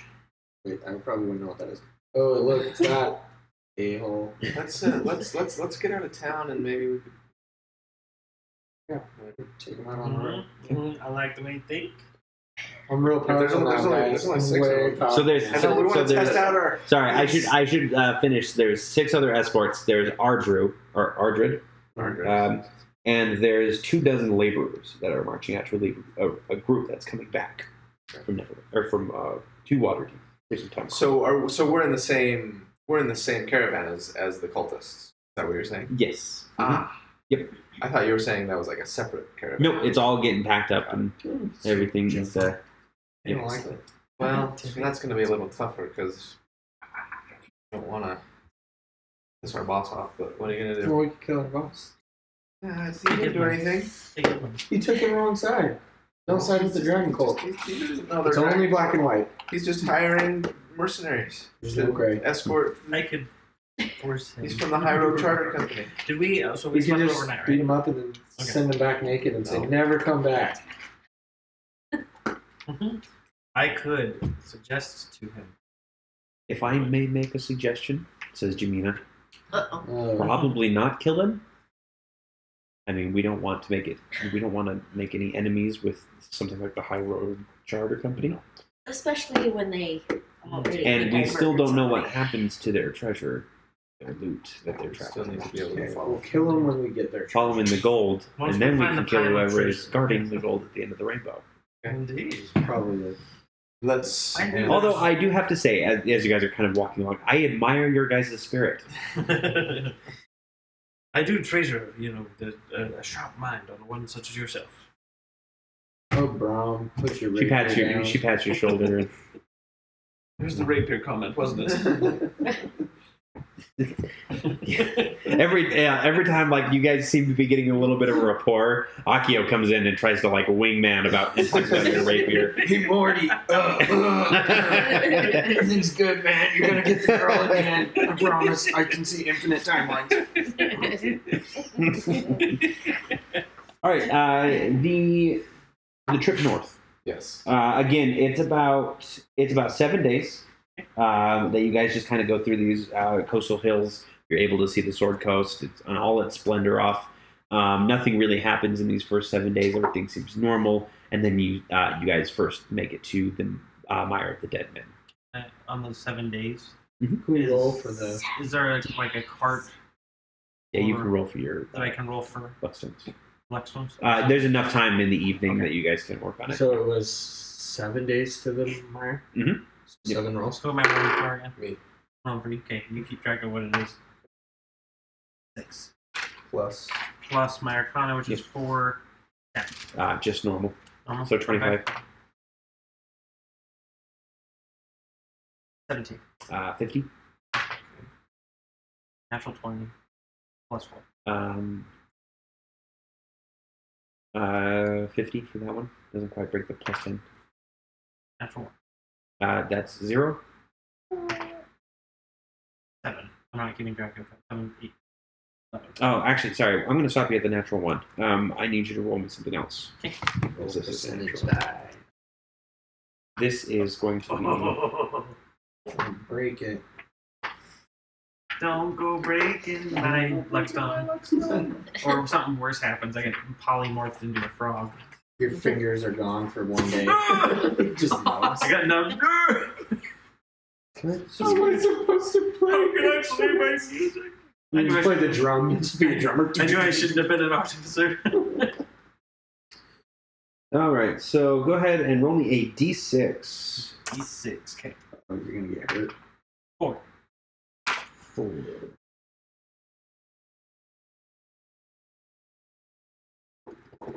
All right, for the next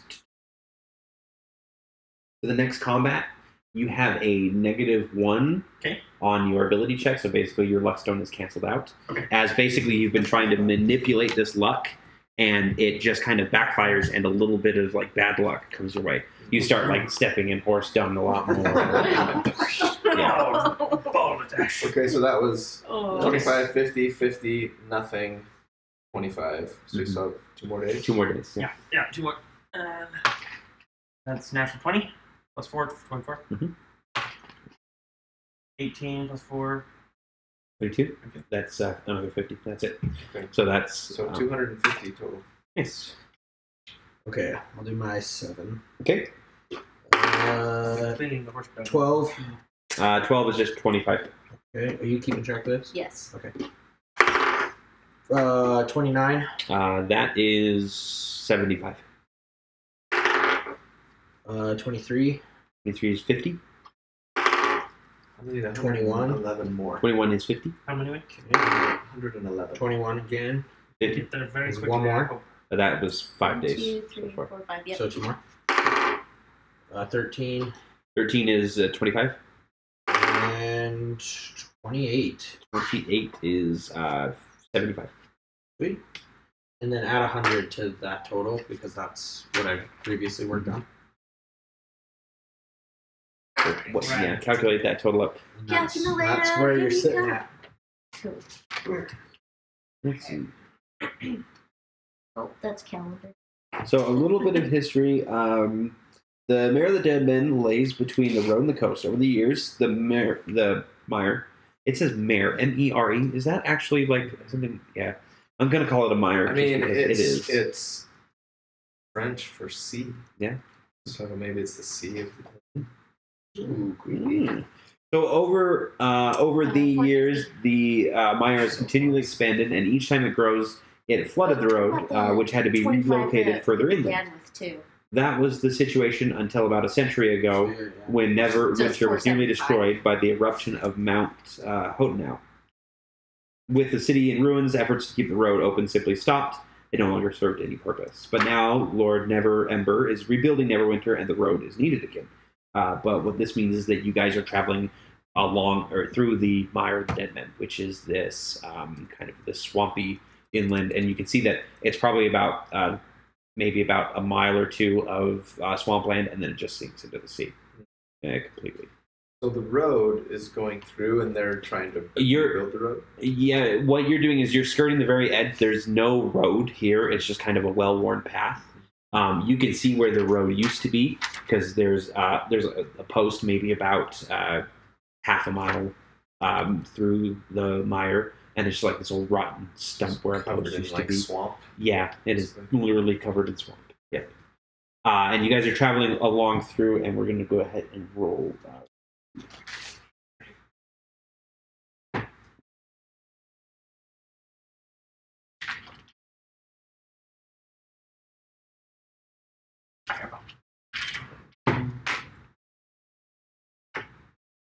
Okay, so you get through day 8 with no issues, so go ahead and roll me another check for both of you.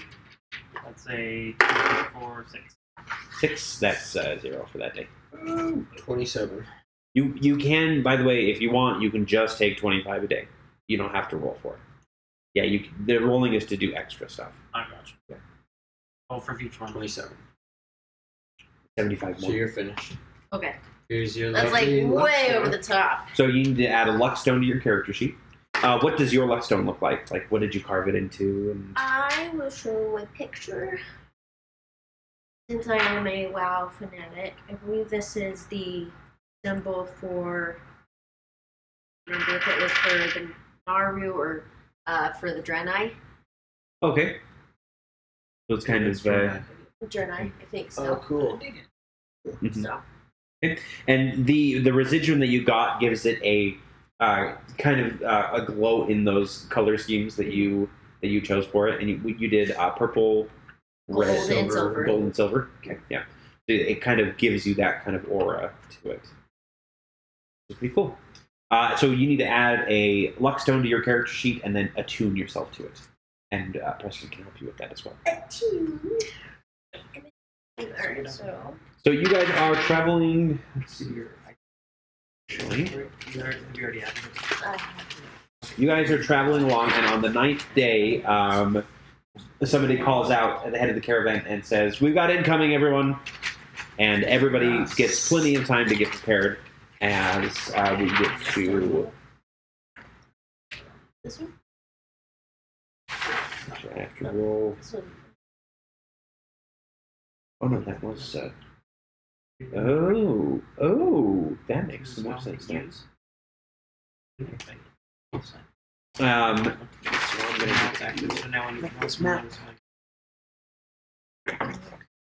and the swampy land that you're around starts kind of bubbling off to the west, and these figures start slowly pushing their way out of it. You can see kind of these bulbous heads, these large eyes, and then one of them leaps out of the water, and a bunch of giant frogs are coming at you. Oh, man. Amphibians. So what? And we will be rolling initiative. Oh, the Youngstown gives me +2 now. Natural 20, of course. 4. Oh, come on. 19 for mine. 17 plus 2. Right? Somebody bring Thornock's character sheet up so that we can play him too. We're going to put you guys... People plus 17. Actually, plus Master Tactician, would you like to come place where you want everybody to be in the caravan? Where are the frogs? The frogs will be coming from the west. From which way? That will be This way. that way. And of course, you guys will be the west. Okay. Then let's go. Let's put Thornock up here, and I'm gonna be Take back here. You guys are gonna be in the back. You did have plenty of time to prepare. This, by the way, is Jamina's. Yep, that is Jamina. Here's the tiefling. And we'll just be something like that. Hopefully. Okay, so you guys are all just going to group up. We don't get hit by a fireball. Fireball. Why are you standing so close together? If it is, it's Hey, evocation. it's evocation. I can sculpt it around you guys. You're good. The frogs are casting I don't fireballs. think you can mix theirs. They can't They have like an acid blob. So- They probably have that, yeah. Yeah. It's true. It's okay. We all got high initiative rolls. We'll do like the musket lines. First round fires, then we duck down. Kneel Next round down, man. fires. Reload.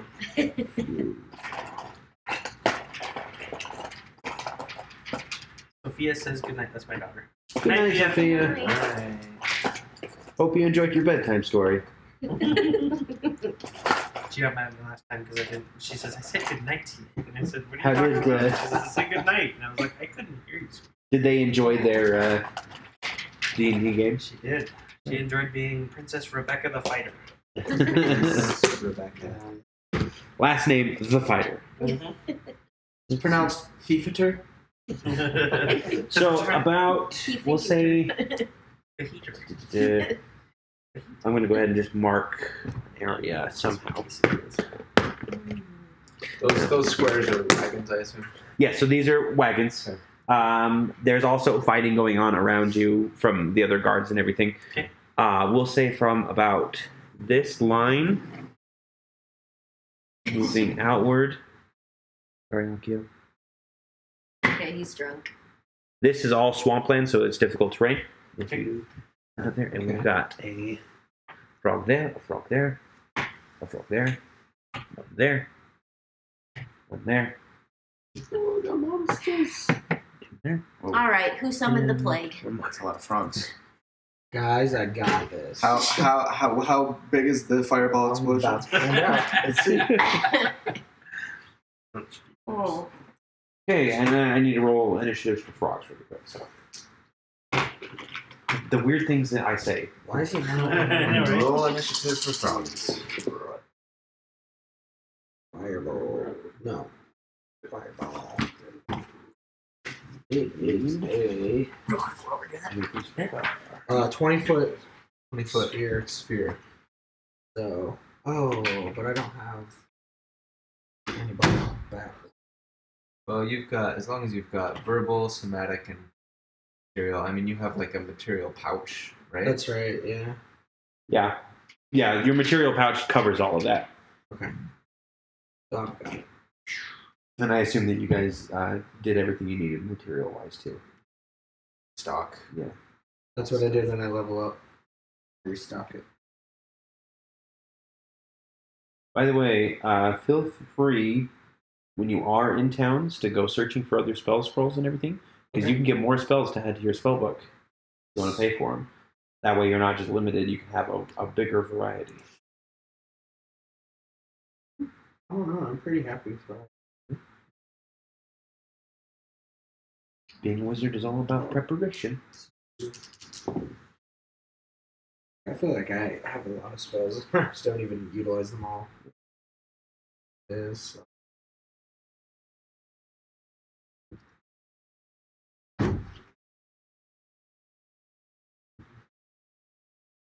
Have Thornox. Lunera. 19. 19. Braun. Mine was 16. And the Thornox. 17.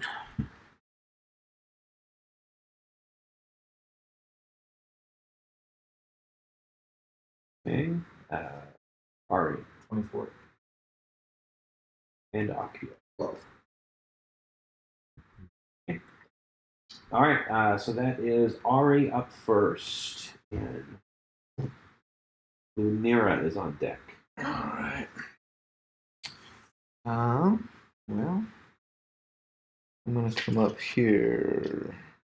And these things, giant frog, these things are maybe about, we'll say they're about halfling and gnome size. Oh, I need to roll for Jamina. Jamina. I just met a groove. Jamina. All right, that makes sense.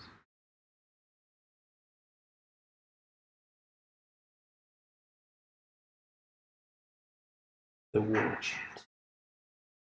Hey, so you're gonna move up there. This frog is kind of rearing up, and it's probably the closest one. Yeah.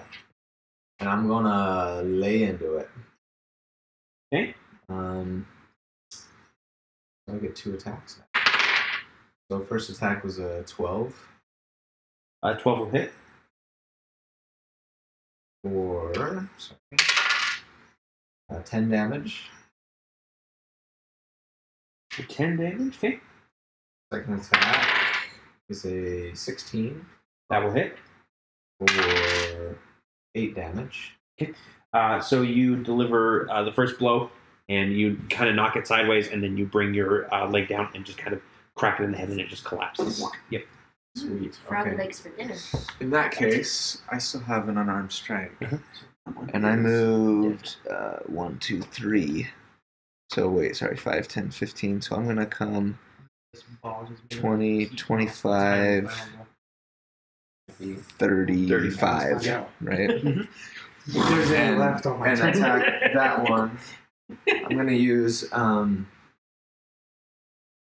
since they're pretty soft, I'm going to use a key point just for an extra unarmed strike. I'll get 2 unarmed. First attack, 12. That will hit. This one is for 8. 8. Okay. And the next one was 11. That will hit. Oh, wow. Easy to hit. Hallelujah. 4. Dang it, that was fast. Oh, even better. 10. 10. That's another dead one. Dead frog. Squish. So this one is in midair, and you just like punch right through its stomach. It looked way cooler than that in real life. So everybody knows. Okay. Then so Lunera is up, and the monsters are on deck. Okie dokie. Okie dokie. Well, I want to attack the. Is that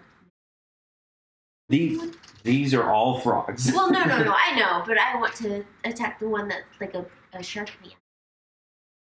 Yeah. That's it's an octogoblin. You might not be I able to was get that so close. close. You might not be able to get Like, that from close. this Yeah, distance, so it looks let's like see. a So that's shark, 5, 10, 15, 25, 35. So you won't be able to get that close with a full movement. What about 30? Yeah. And this one is probably the closest one that you'll be able to Alright, get let's to. go to the one closest to me. Okay. And I want to slice into it. Okay, so you get 3 attacks total. You get your Right. 2 attacks with your main hand weapon, Uh-huh. and then you get your offhand strike Right. as well. With The your bonus unarmed? action. No, it's not your unarmed. It's just so basically. So the way that it works is normally you get your attack with your main hand weapon, which is either your hand axe or your scimitar, whichever one you choose, and then you get your offhand weapon attack. But now that you're a fighter level 5, you get 2 attacks with your main hand weapon for every attack action you take, and then you can take your bonus action with your offhand. Oh, And you rolled a natural 1. I did. Okay, so the first attack goes wide as it kind of dives under the water a little bit. All right. Try again. Oh. I couldn't tell which one it was. Can I reroll? Go ahead. Oh, good. I'm glad I rerolled.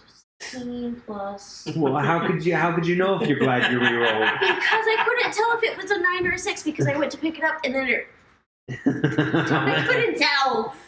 All right, so that's a 22. 22 will hit. 22. Fantastic. Oh, in the rush, 7 damage. Okay. All right. All right, last attack. 1. 9. 9 will miss. So out of 3 attacks, you hit with 1, and you kind of slice into the frog a little bit. That was just embarrassing. It's like the whack-a-mole game. But of course, you hit right as it just ducks and then appears on the other side like. Yeah.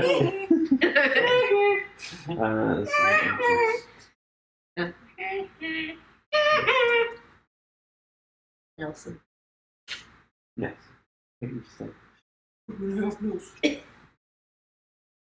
Frog's strongest boss. Frogs.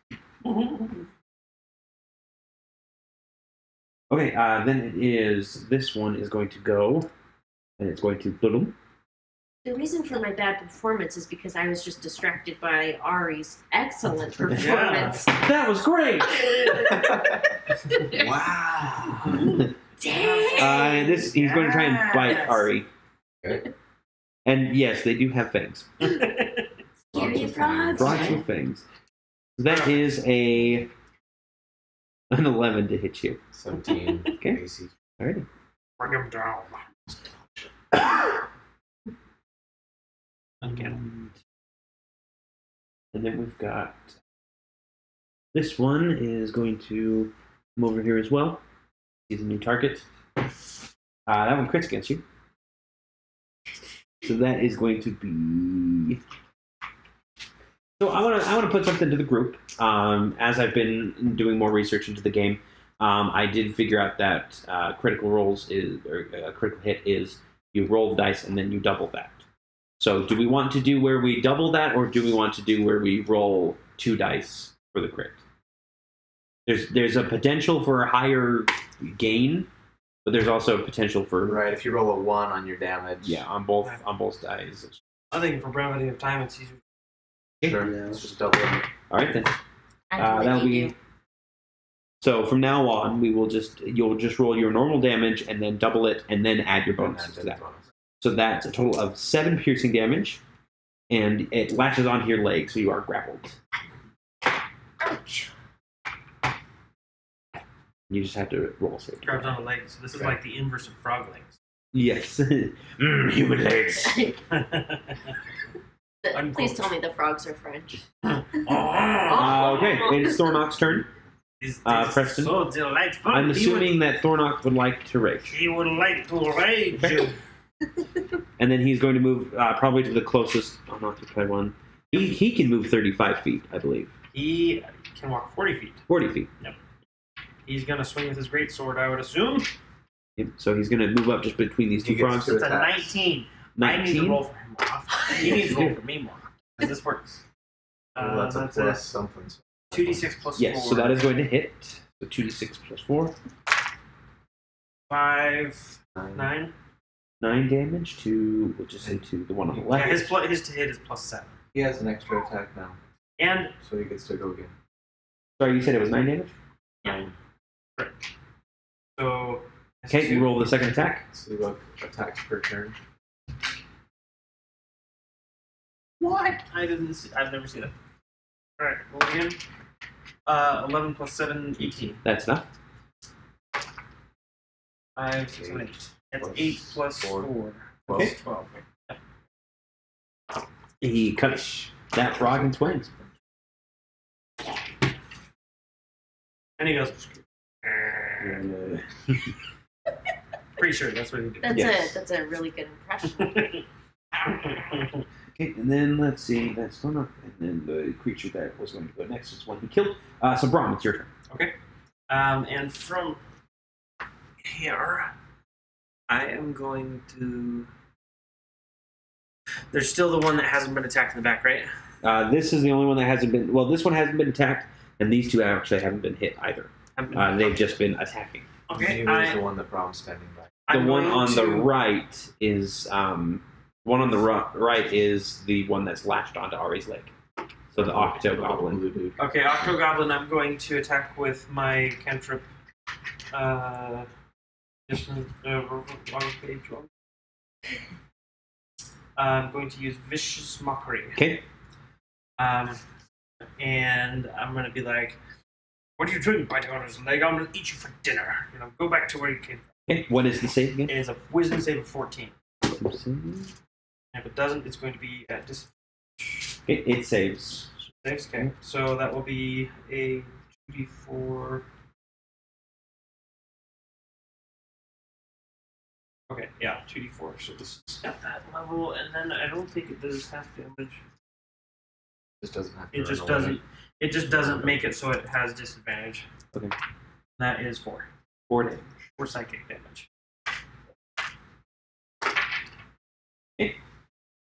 It kind of it starts like it's gnawing, but it's not gnawing as like it's not as into the chewing anymore. Is this worth it? And it is the frog that's right next to Lunera gets to attack her. No. The bite. It is a total of 16 to hit. Just barely misses. So you kind of give it a kick as it lunges for you and knock it away a little bit. And then we've got Akio. Alright, so are those two by there?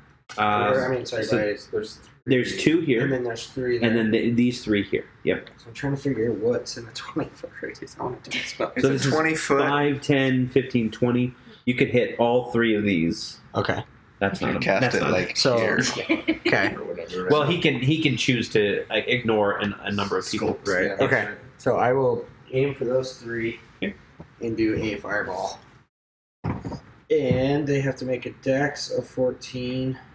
So just remind you that. Okay, that, this would be green. Pitbull song. Does not make it. So go ahead and roll me damage while I'm doing this. 8d6. Just you're gonna have some more d6. Yep. Okay, so 2 of them make it, one of them does not. How many more? 4, I got one. 5, 6, 10.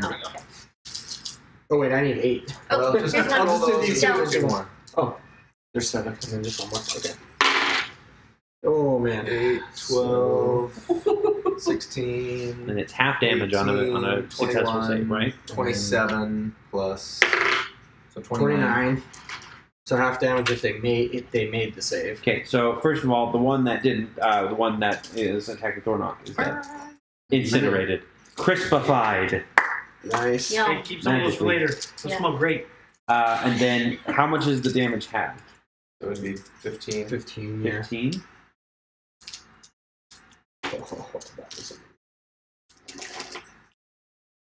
Mine's good. Oh, sorry, no, I had the wrong one. That one is still around. This one is crispified. The one that Lunera was attacking was crispified. Yours. And That one's the other fine. 2 look very seriously burned. Oh, sorry. Oh, you're good. Thank you.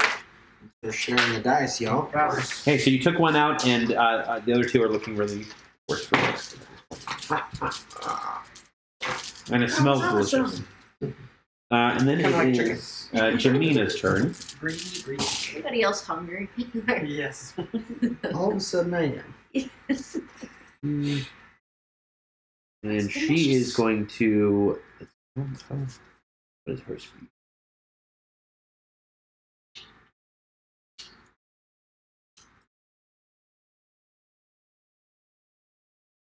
So she's going to go 1, 2, 3, 4, and she doesn't pull out her short swords that she's got in her belt, or her daggers rather.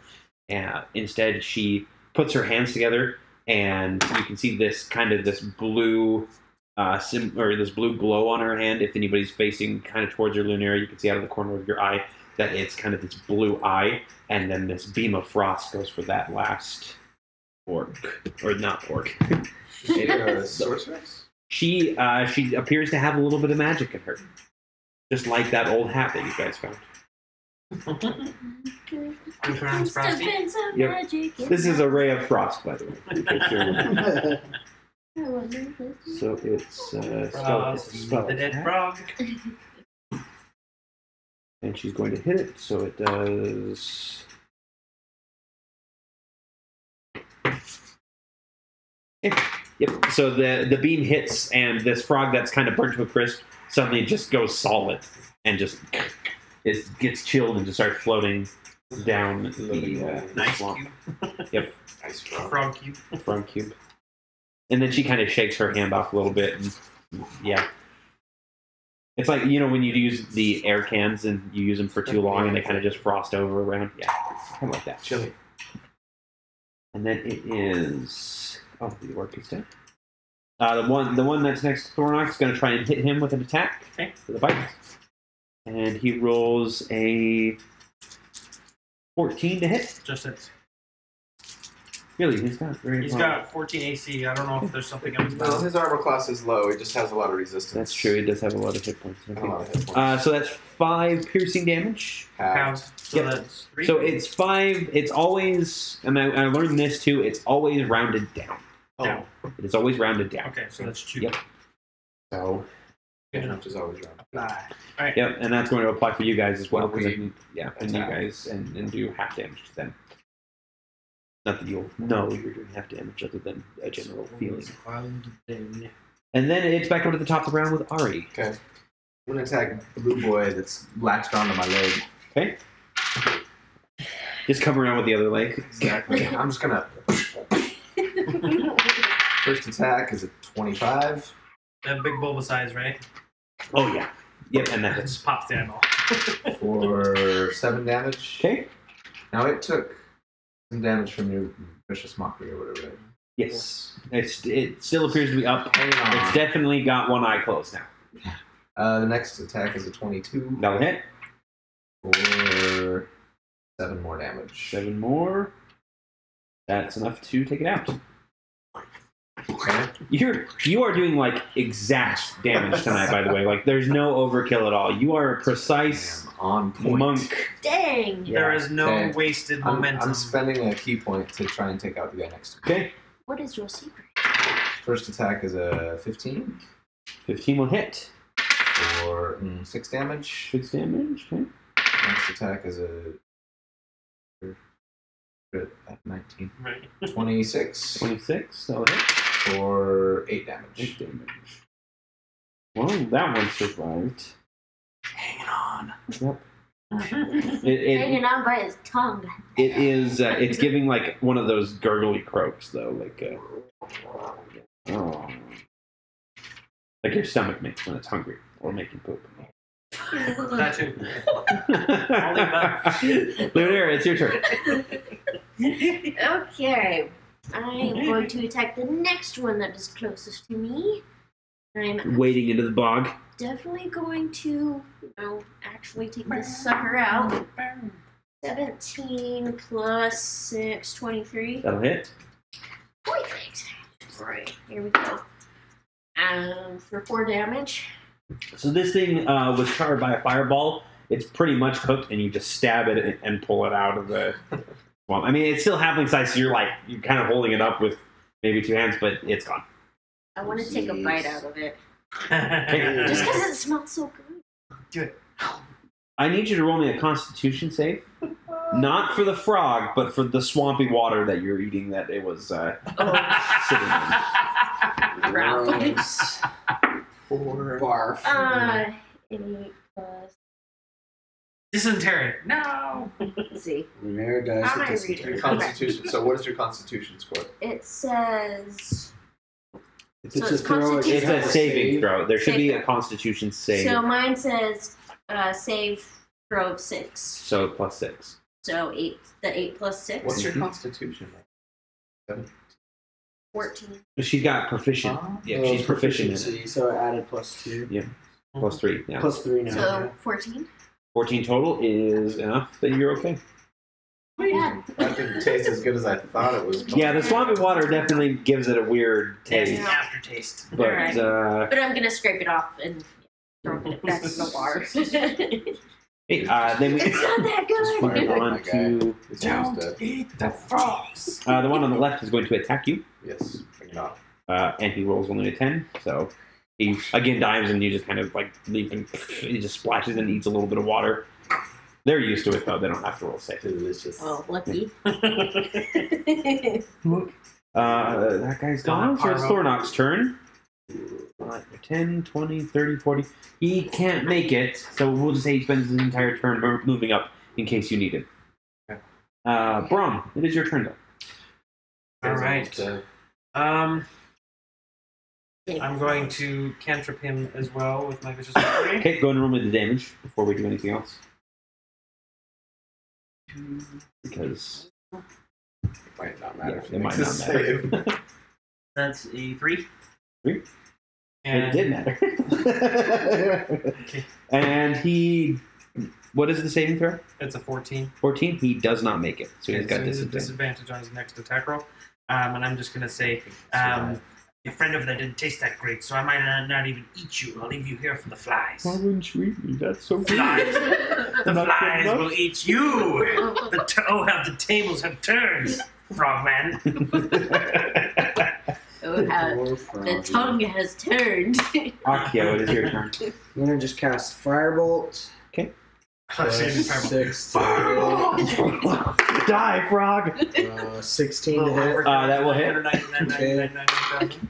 Or Yeah, you're 7 good. damage. You needed 1 point of damage. So your firebolt goes streaking out, and as it goes through the swampy cloud, it kind of leaves that cool like trail behind it, and yeah. And there's just a burnt frog at the end.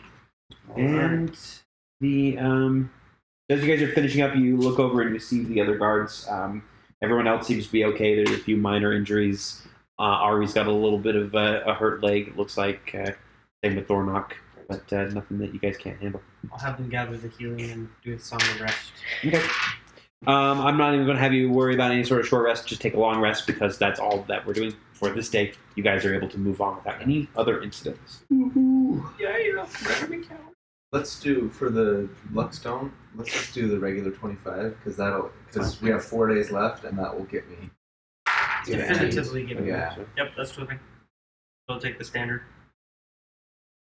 So everybody gets 80 experience points. I'm drinking. And before you ask, no, these frogs don't have any sort of gold loot on them. Sure, take them. Open their stomachs. One of them has a green weapon. It's weird. And I mean green as in quality, not like Green quality. Yeah. Gotcha. Yep. You only find one frog eye out of the bunch though, and you need like 8 more for your quest. And, which is weird that they're even they asking. all have an eye. Yep. It's weird that they're asking for an odd number of eyes for this quest. They only need 9 frog eyes. But yeah. All right. Perfect. Yeah, for the Okay. remainder days, I'll just take standard. Okay, so let me just make sure that the other days pass by without any issue for you. Issue.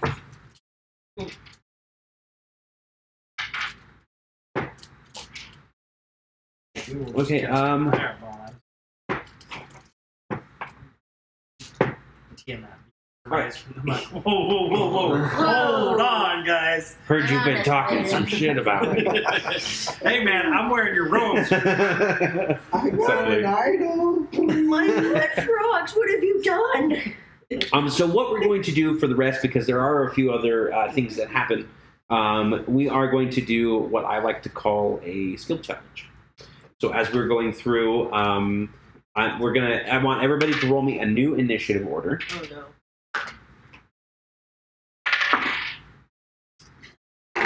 14. And so 14 for Ari, Lunar, 10.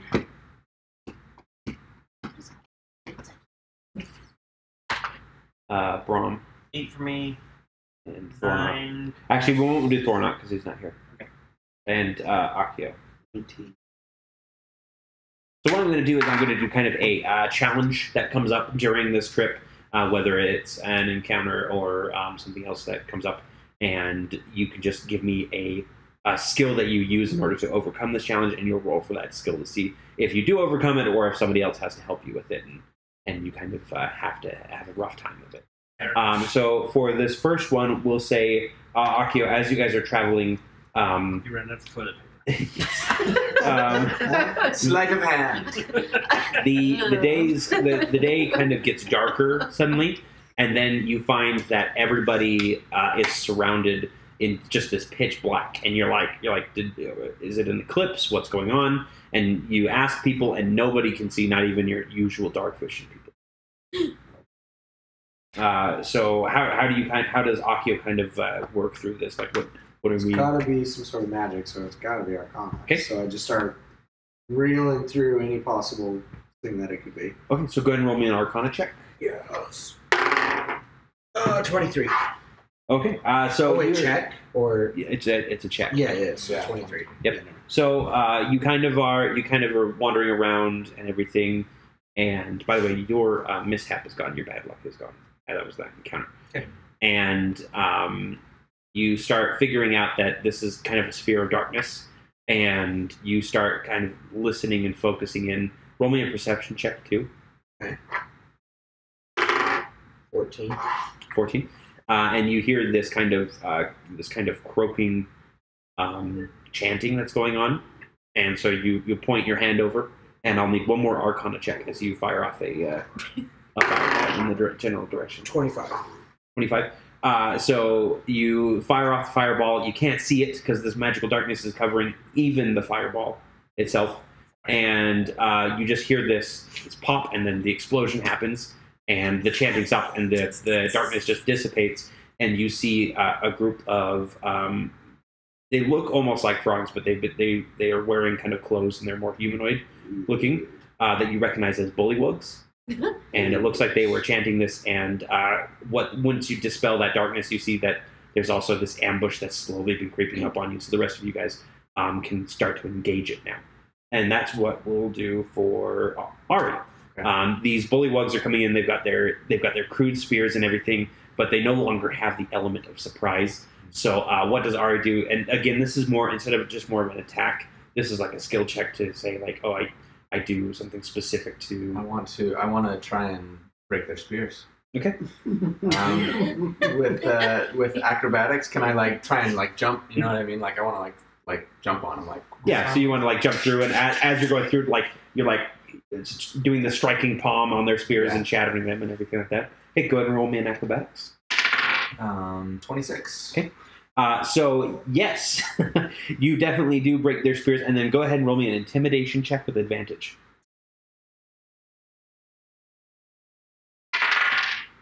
17 or 1. Okay, so I'll go with 17. Okay.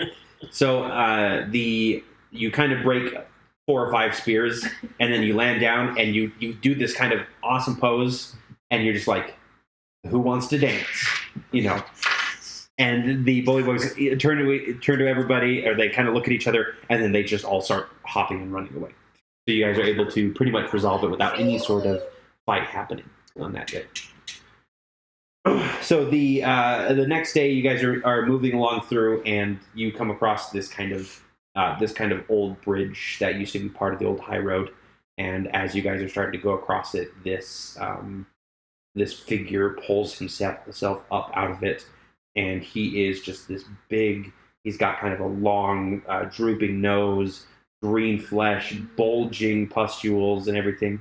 He's got this crude-looking shift on, and it is actually, you do recognize it as a troll.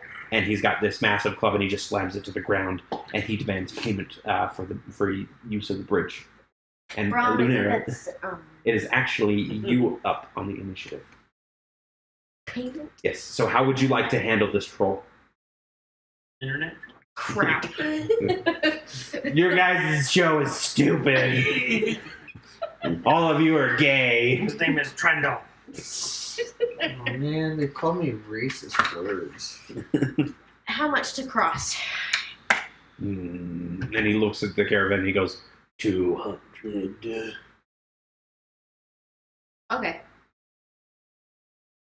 Are you gonna just pay him? You can do better than that. Intimidate him. I don't. Intimidate, attack, like however you want to handle this. You don't have to handle it Thaumaturgy. in any way that's Okay, normal. alright. Thaumaturgy. All right, Yeah. all right, all right, all right, all right, all right. Now shake it. So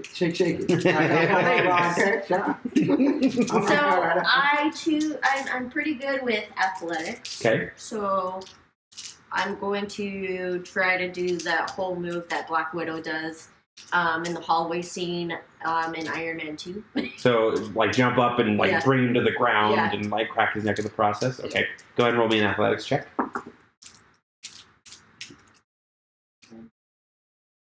Oh, 9 plus 7 is 16. Okay. So you manage to, like, you tell him okay, and you're reaching for your bag as you're approaching, and then as soon as, like, he's reaching out his hand, you grab onto his arm and you just launch yourself into the air and kind of knee him on the chin, and then wrap your legs around him and do the whole crack his neck and come down thing.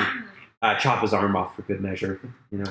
Because why not? Yeah. And then I you stand have up and a everybody's kind of control like, arm. hey, that was rather impressive and everything. And you're on your way back, and the hand just reaches out and grabs you, and he starts rising up again. And his head comes back, and he is a troll. And Akio, being the purveyor of most of the monsters, goes, "Trolls can regenerate." There you go.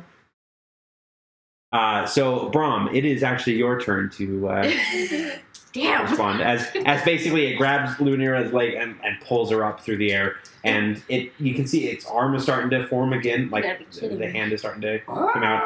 It looks like a KFC spork right now. Okay.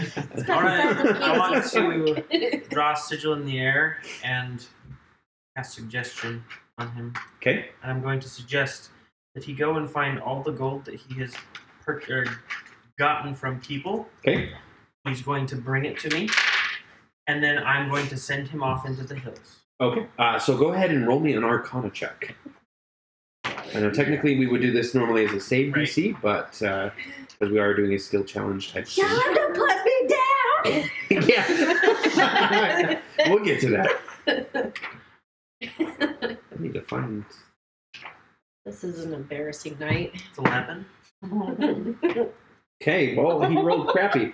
So he draw the sigil, and all of a sudden his eyes just go like glaze over, and he just carries Lunira back under the bridge, Shut, bro. and he comes back out, and he's got like this rotten old crate, and he just drops it in front of you, and it kind of cracks, and you see some of the coins tingle out and everything, and then he just turns and he starts walking into the woods with Lunira. Hold on. Someone help me. I fireball that on. Then he has two squirts. So Akio casts Fireball. Go ahead and roll me the damage on Fireball really quick. I want to see if this is... Oh, man. Oh, I need a lot of D6s. Here we go. 6, 12, 14, 15. No, that was 17. And that's for the next 23, 8 hours. It'll do that. 26, Unless it gets attacked by anything, and right? 32 damage. So you hit with the Fireball, and it lets out this roar, and it drops Lunira. Lunira doesn't take any damage, both because you shaped the Fireball perfectly, and because she's a Typhoon. Oh yeah, Fire, yeah. You loved it. You're like, oh, the warmth. Ah, it feels so nice. It burns off all the swamp water, and then you fall into the Quick, swamp. start gathering coins before it regenerates again.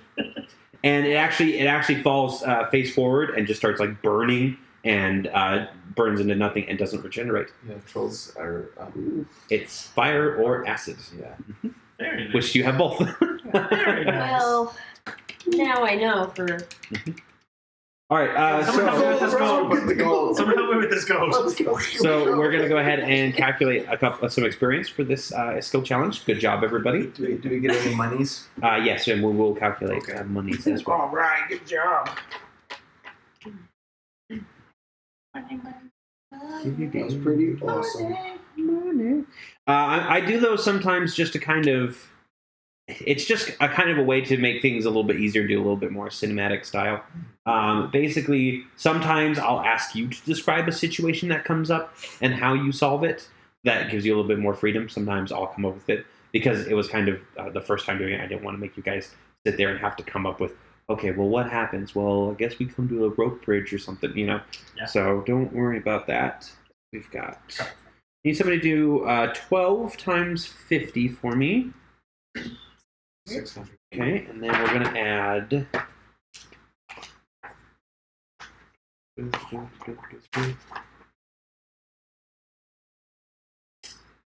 We're going to add another 900. 15. Then divide that by 5. 300 for each person. Make sure we're recording for Thornrock. Gold? No, 300 experience. The gold, we're going to have Brahm roll for the treasure because he's the one who... Is it a D? You're going to roll me a... It's going to be a D100, actually. D100. So you're going to want your percentile. That's a 0. On it. Wow. Nice. So... Ding! Good thing I told him to bring all of his gold. This is a wealthy troll. I just added 300. Okay, it's karma for us giving all of that money to the orphanage. Yes. We could have kept ourselves. We'll just roll around. Okay, so through kind of sifting through all of this, there's a lot of junk. You find 50 gold pieces and 10 platinum pieces. Nice. So So that's five. essentially 150 gold. Yes. Right. So everybody gets 2 platinum. Okay. If you're dividing by 5, 2 platinum and 10 gold. 2 platinum and 10 gold each. Yep. Beautiful. Not bad at all. Not bad. And then, yes, I will say that Ari's Luckstone gets completed. So, Ari, what does your Luckstone look like again? It's a green stag. It's in the shape of a stag. Okay. From the golden stag. And this one does glow with a very green, eerie light, with just a little hint of white every now and then, just because that first little bit was with that white religion. But for the most part, it kind of glows that kind of bright green. And you feel like on the last night that Brahm is doing it, you can see that he actually sets up the staff, that totem staff, in front of him as he's crafting it. And you can see that the elk is now up at the top. The stag is up at the top of the totem. Again, it shifts every night. And you have wonderful dreams of riding an elk that evening. And the next morning you give it, and you just feel that power of the stag flowing through you. Okay, so Do I see a unicorn in the distance while I'm doing it? It is, but yeah, it's a pony unicorn, so Oh, yeah, it's not a unipony. Glue is like little Sebastian. Oh my gosh. I'm gonna make a shirt. I'll just wear my little Sebastian shirt next time. You put a horn on it. Horn on it. Take like your own little horn on it. That would be I'm great. so doing that. I'm gonna get one of those glitter paint things, and I'll just paint it. Bedazzle it. Yeah. Love it.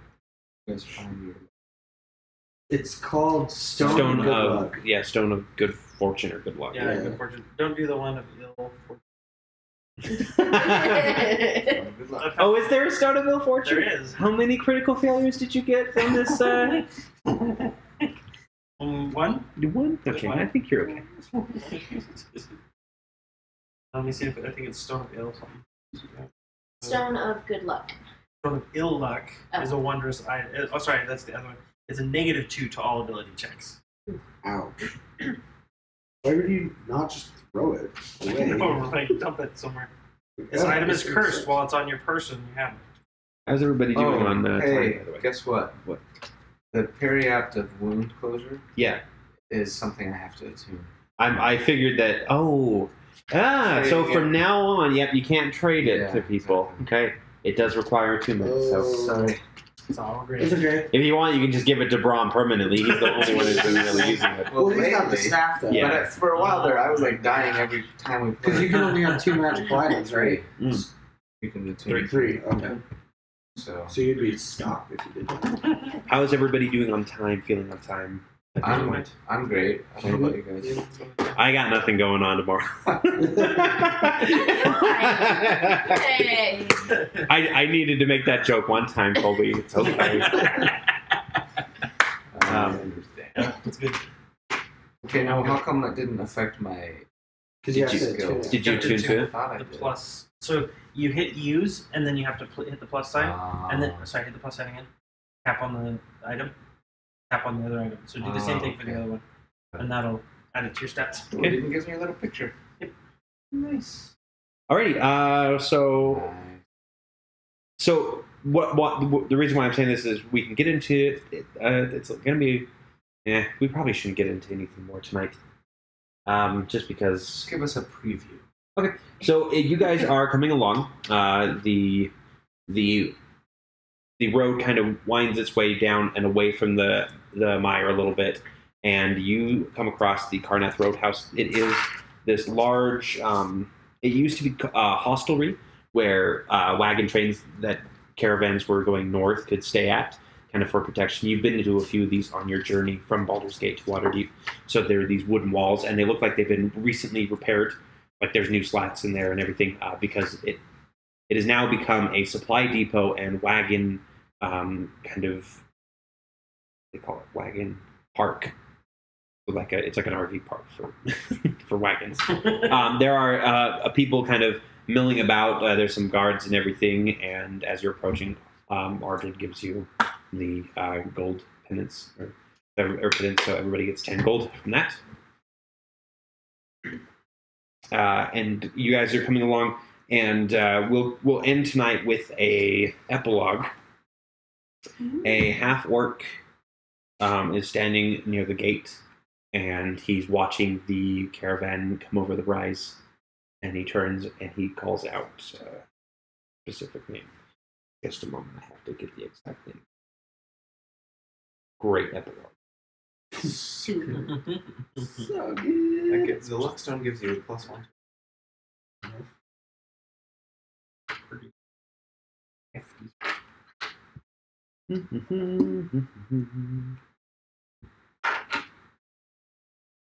Give me a plus.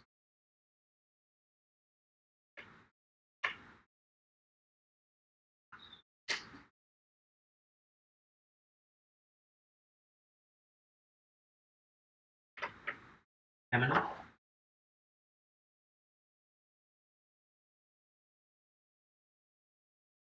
Pizza. So the half orc is a male, and he calls out Yasgriller, get over here.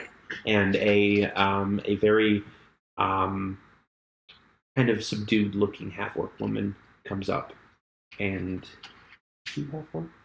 Yeah, she's a half orc. And she bows her head slightly, and she goes, "Yes, sir." And he's like, "We're gonna have company, and it looks like another wagon load is coming in. Get everything ready and keep your head down." And she nods and wanders off. And the last shot we get is a shot of Thornock picking his teeth, and that's it. That's what we're in the night. Stuff's gonna happen. Wish Thornock was here. Is that his girl? I believe so. We will find out next time. She's subdued.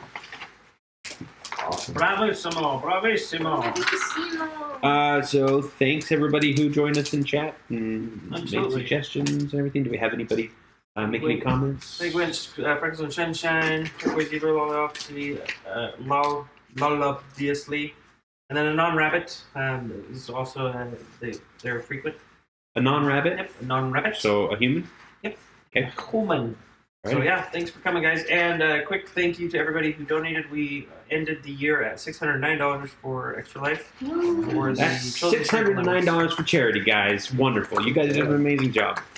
Good job. So same time next week, right? Monday. Everybody Same cool? bad channel. Everybody cool with Monday? Okay. GG. And I think that's. Got any other announcements you want to make? Nope, and that's pretty much it. Check out fuzzy-squirrel stream. Follow him. You do D&D on Fridays and on Saturdays. You run the game. Yep, Mondays, Fridays, and Saturdays. Some Saturdays. Some Saturdays, Yes. every other. Yep. Yep. So the Saturday game was postponed for a couple weeks, but thanks everybody for coming. Thank you. Bye. Bye-bye now. Bye.